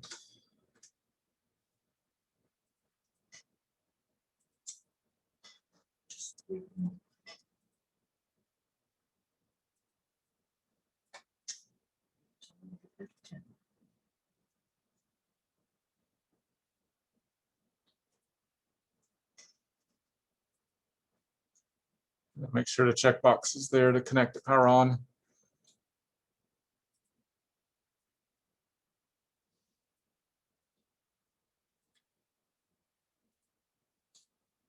And then the force BIOS setup must be checked. Yep. See, it said during the next boot, it'll go straight to the BIOS screen because you don't have enough time to hit F2 to enter a BIOS screen. So launch your remote console and then start it.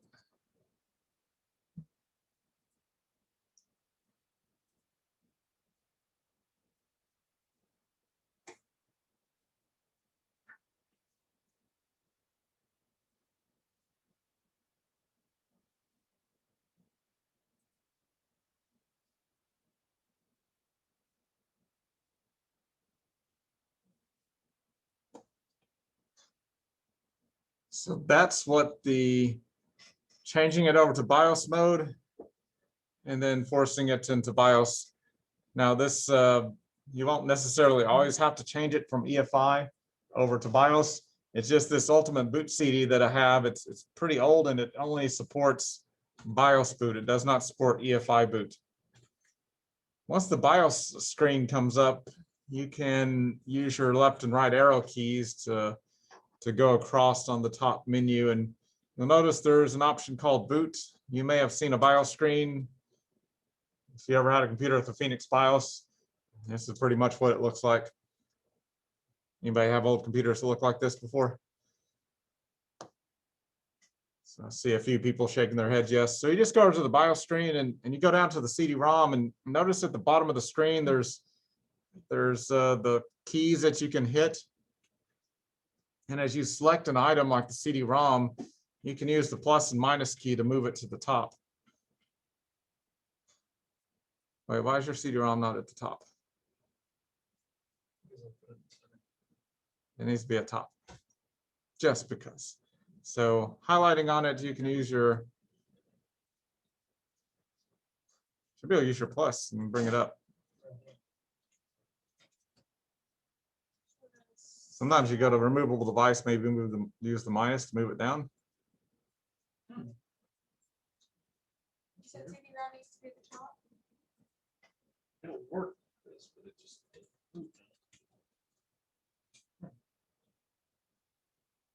That's odd. Yeah, CD-ROM should be, try Shift plus and see. Shift plus worked. Force it happen always. These devices at the top. Yeah, that was easy. There's another 5 virtual machines.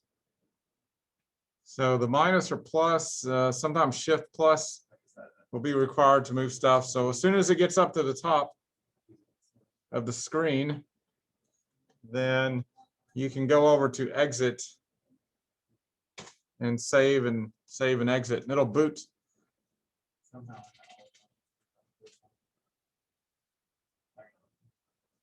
I'm guessing part of it. Yeah, hold on. Let's go let everybody catch up. Actually,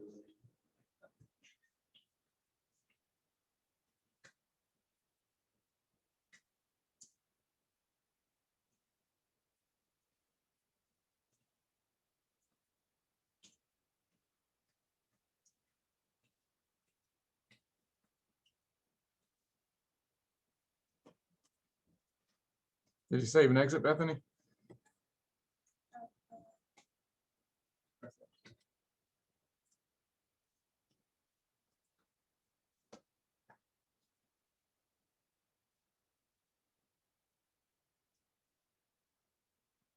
So the Ultimate Boot CD includes Parted Magic from 2013. It's getting kind of dated. You can get Parted Magic, but you have to pay like 14 bucks or something like that for it, or $19. It may almost be worth paying to have the latest, greatest version. It's really good, but Gparted's a free one you can get that does fairly decent.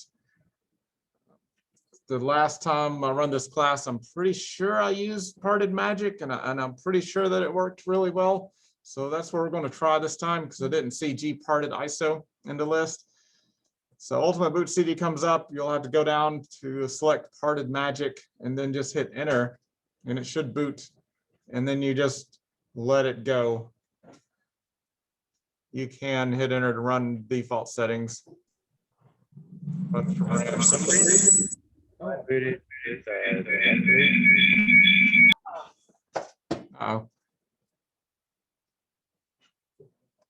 like hearing anyway. so when you boot it up, you didn't have the checkbox to go into BIOS. You must have selected BIOS, but you didn't put the checkbox to boot into the BIOS. You'll have to power it down and go edit your settings again. You should be able to do that from there. Just go to the little VMRC menu and power off.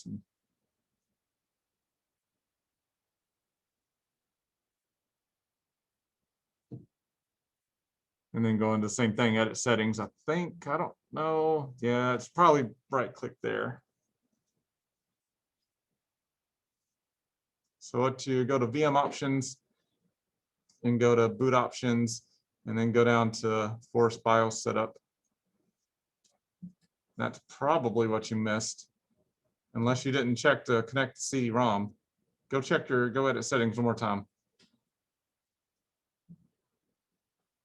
We'll check the other option here. So if you open up the CD-ROM down there, make sure that it's connected and connected at power on. There's two checkboxes. You have to expand the CD-ROM to see both checkboxes.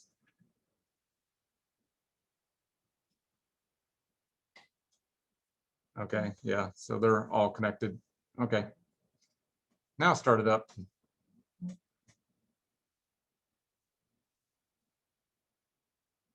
It's down in your taskbar.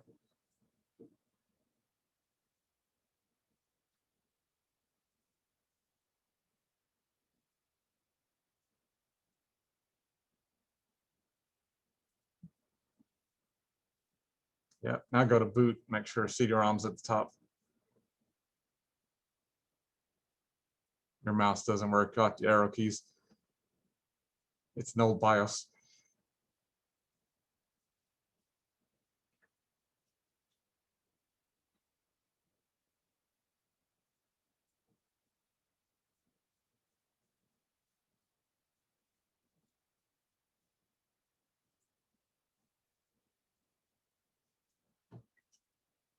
Okay, cool, it's there. Just hit F2 to.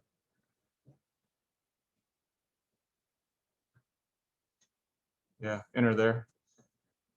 Enter, and it should boot up. And go to Parted Magic.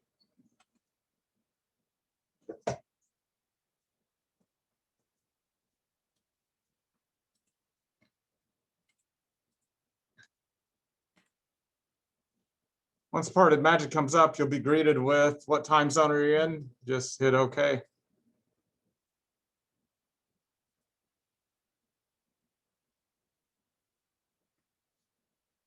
So with Parted Magic up and going, and the time zone selected, let's see where everybody else is at. So Andrew, what are you? Need to boot Parted Magic.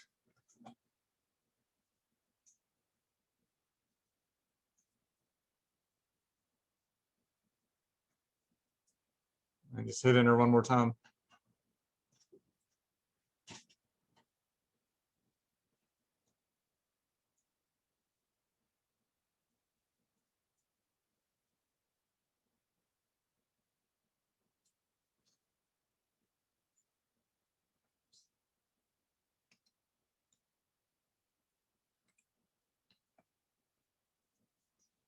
So once you got past the time zone, there's an icon on the desktop called Partition Editor. And go ahead and double click on that icon. It's towards the lower left of the screen. And then once it launches, go and maximize the window. And this is where that we'll notice there's 2 gig that's unallocated. That's because we increased the hard disk size from 14 gigabytes to 16 gigabytes. We didn't have to go physically buy another drive anywhere. That's one of the cool mechanisms of virtualization, is able to just expand out the hard disk.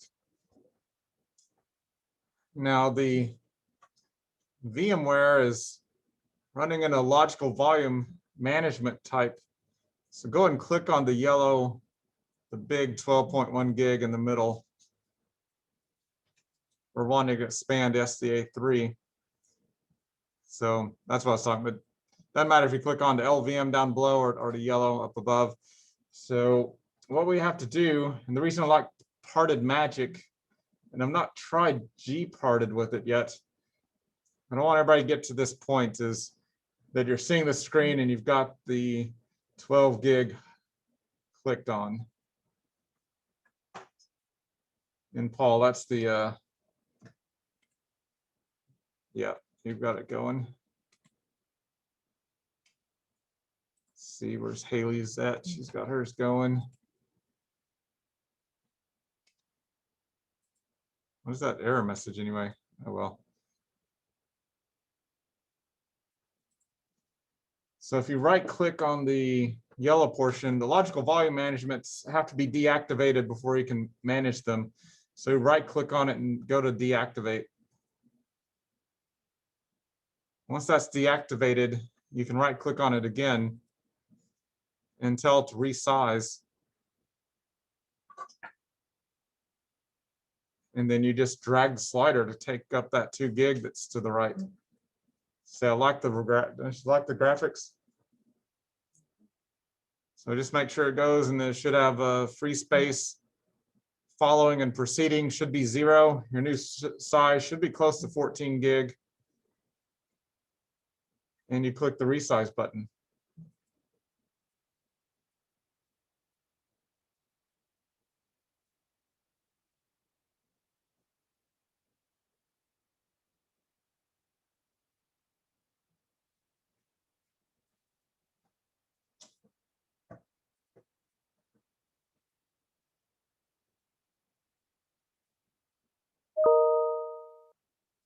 The deactivating of the physical volume and resizing is the more complicated part of this. And that's why I like Parted Magic, because it allows you to deactivate and then expand. Go ahead and apply those changes.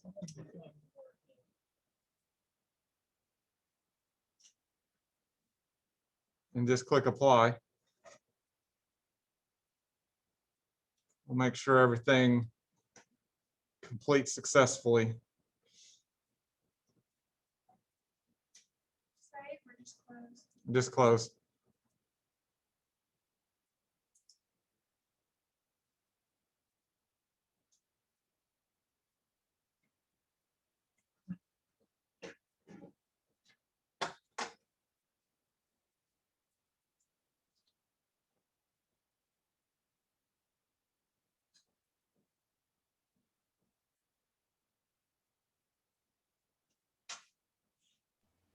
Mine said that an error occurred. ext4 there. I just want to see what that, okay, so that highlights that part. Okay, go back to your other. That highlights that part, okay.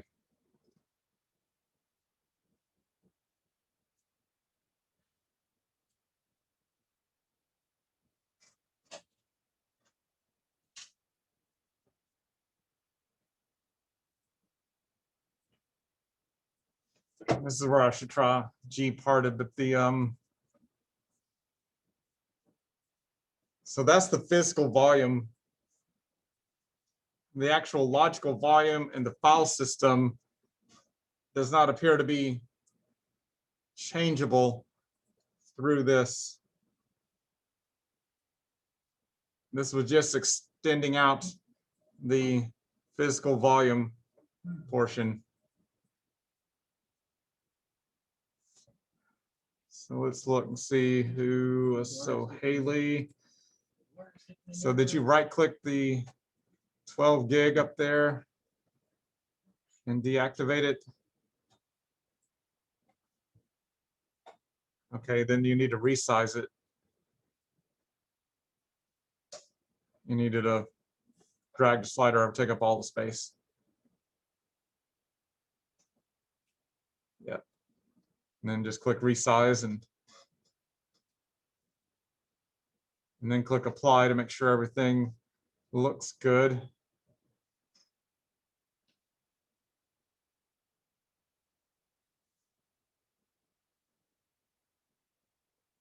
Just click fix.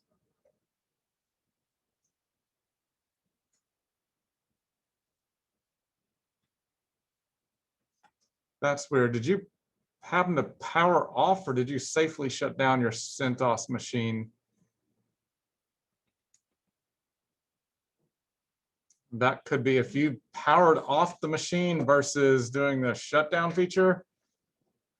That might be why that it won't work. Yeah, there's two ways to shut down a virtual machine. One of them is to power it off. The other one is to do a guest shutdown. So if you want to power off the machine, like you pull the power plug, it didn't safely flush the drive. So you'll need to reactivate your, you may have to close out your partitioning tool, reopen it, make sure the center is active. So right now, Bethany, make sure you right click and activate.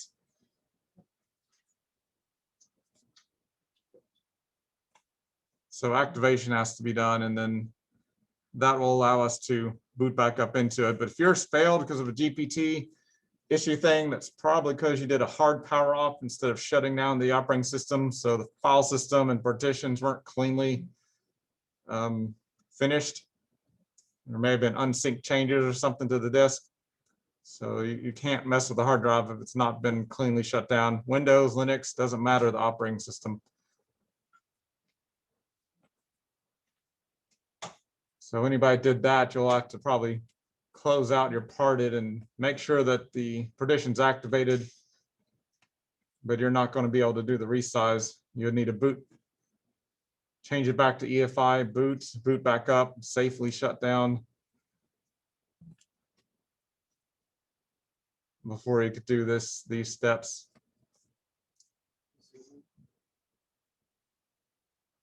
Who? What?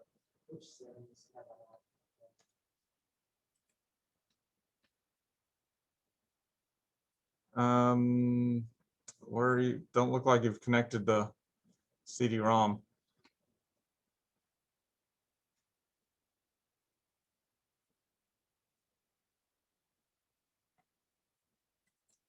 On that.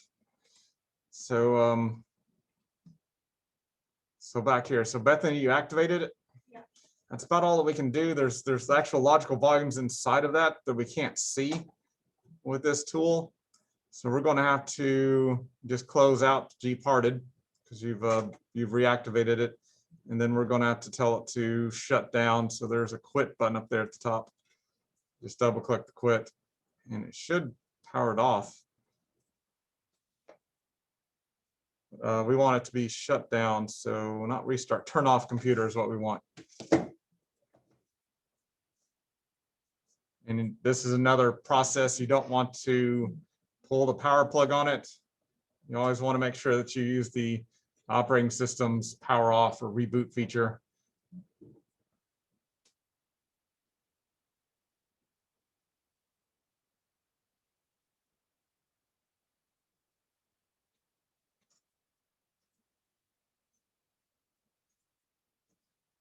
So our process was booting up Parted Magic, deactivating the logic of the physical volume, extending it out, making sure everything applied, and then we reactivated it.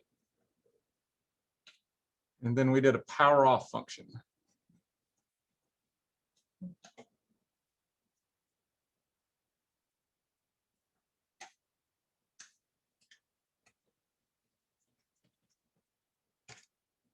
Let's see.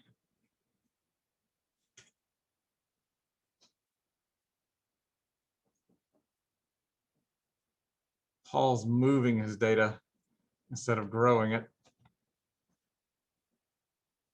I think when you go to resize it or move it, if you don't get the slider and make it bigger, it'll just move the whole chunk over and try to move all the data.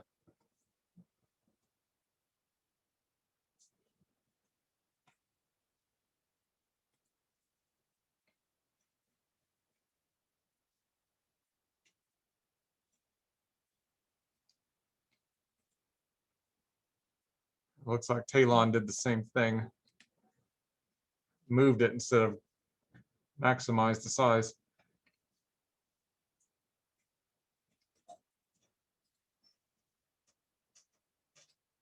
So it looks like Matthews was good. Have you reactivated it?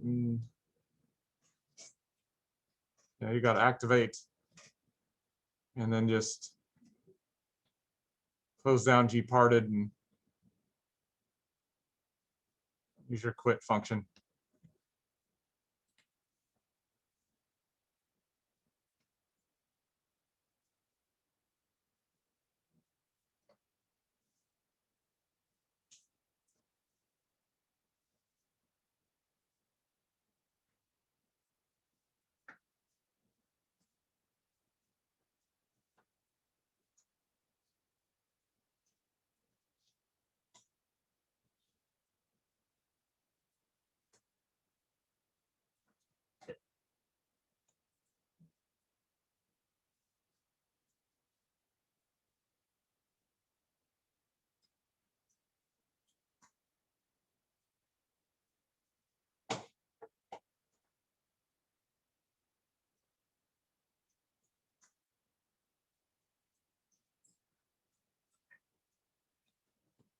To get the Linux to boot back up,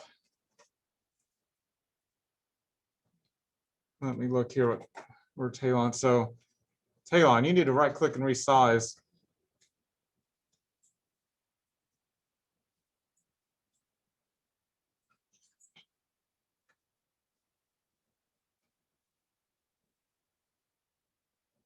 And you need to make sure that the slider goes to the end, not that the block is, you can't move the block. You need the slider to move to take up all the space. So you should have 0 and 0. Yeah, there you go. 0 before, 0 after. Now click resize and apply. Yeah, hit OK and click apply. It's going to have to move the data back to the start of it again. So click apply. That'll get everything back to where it should be.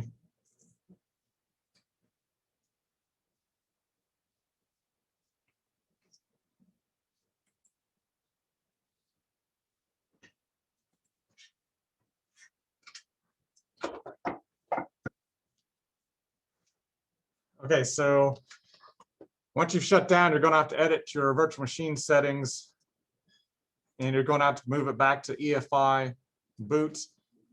You're also going to have to take the CD-ROM out. So you can change the CD-ROM drop down to client device. And then on the VM settings tab at the top, you'll have to go change your boot options back to EFI boot. And go ahead and check. I'm pretty sure secure boot was checked.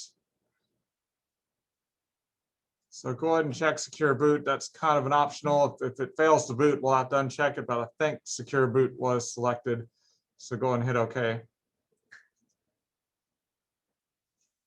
And it should power back on.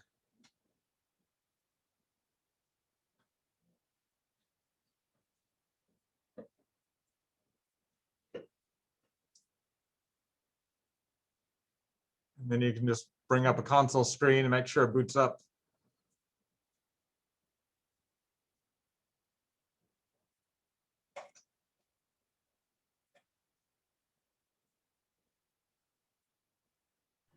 Hi, do I need to have my connection? Do I need to have it, or is that?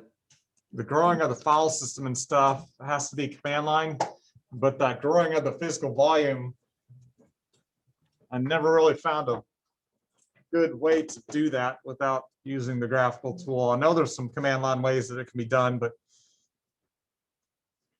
that part seemed a little too complicated. And dragging a slider over and clicking apply was a lot easier to do. I'm just saying my operating system keeps searching for a network and keeps failing, and I wasn't sure if that was a have to fix or not. So.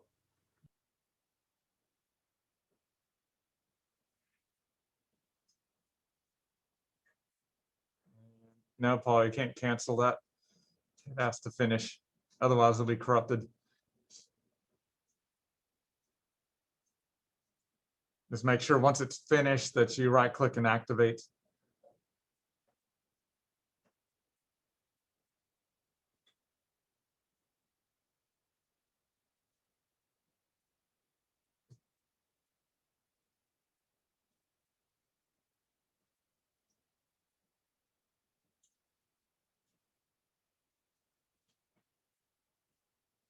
Go ahead and log into your Linux system if you've got it to the login prompt.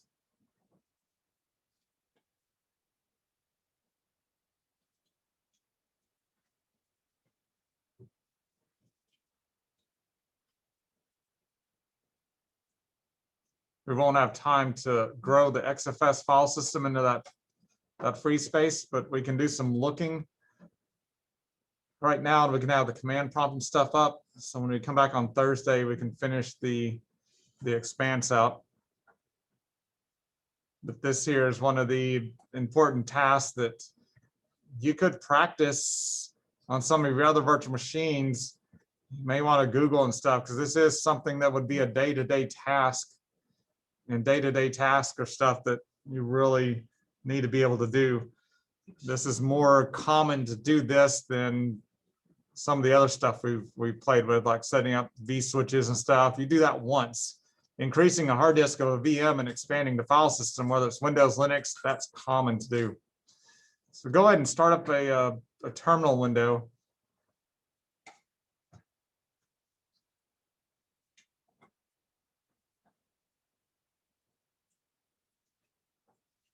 And go ahead and do an SU space minus, so you become root. And I think it's the pass 1234, I believe, is the root account password.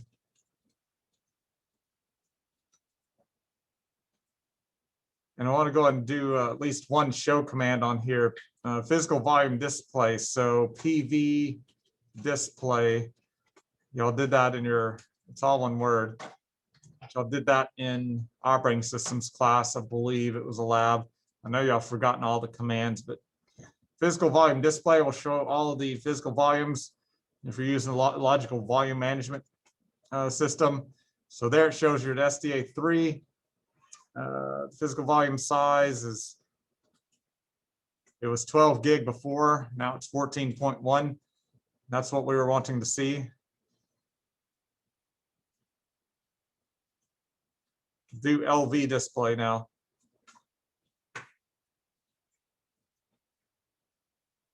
And that'll be our last thing to look at. So the logical volume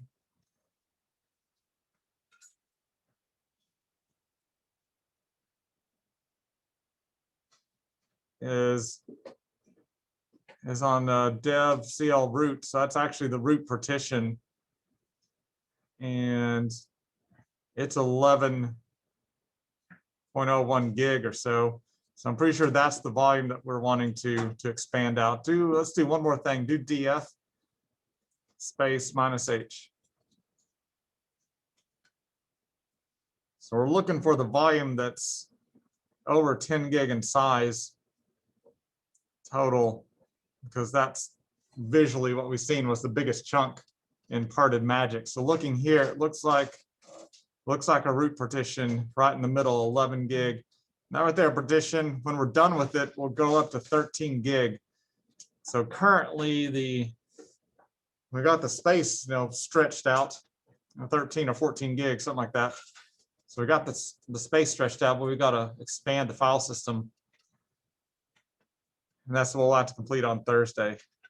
So leave this terminal window open. I know it'll probably auto log out, but leave the terminal window open. And when we log back in as user 1, it'll be right there with the last steps we've been doing.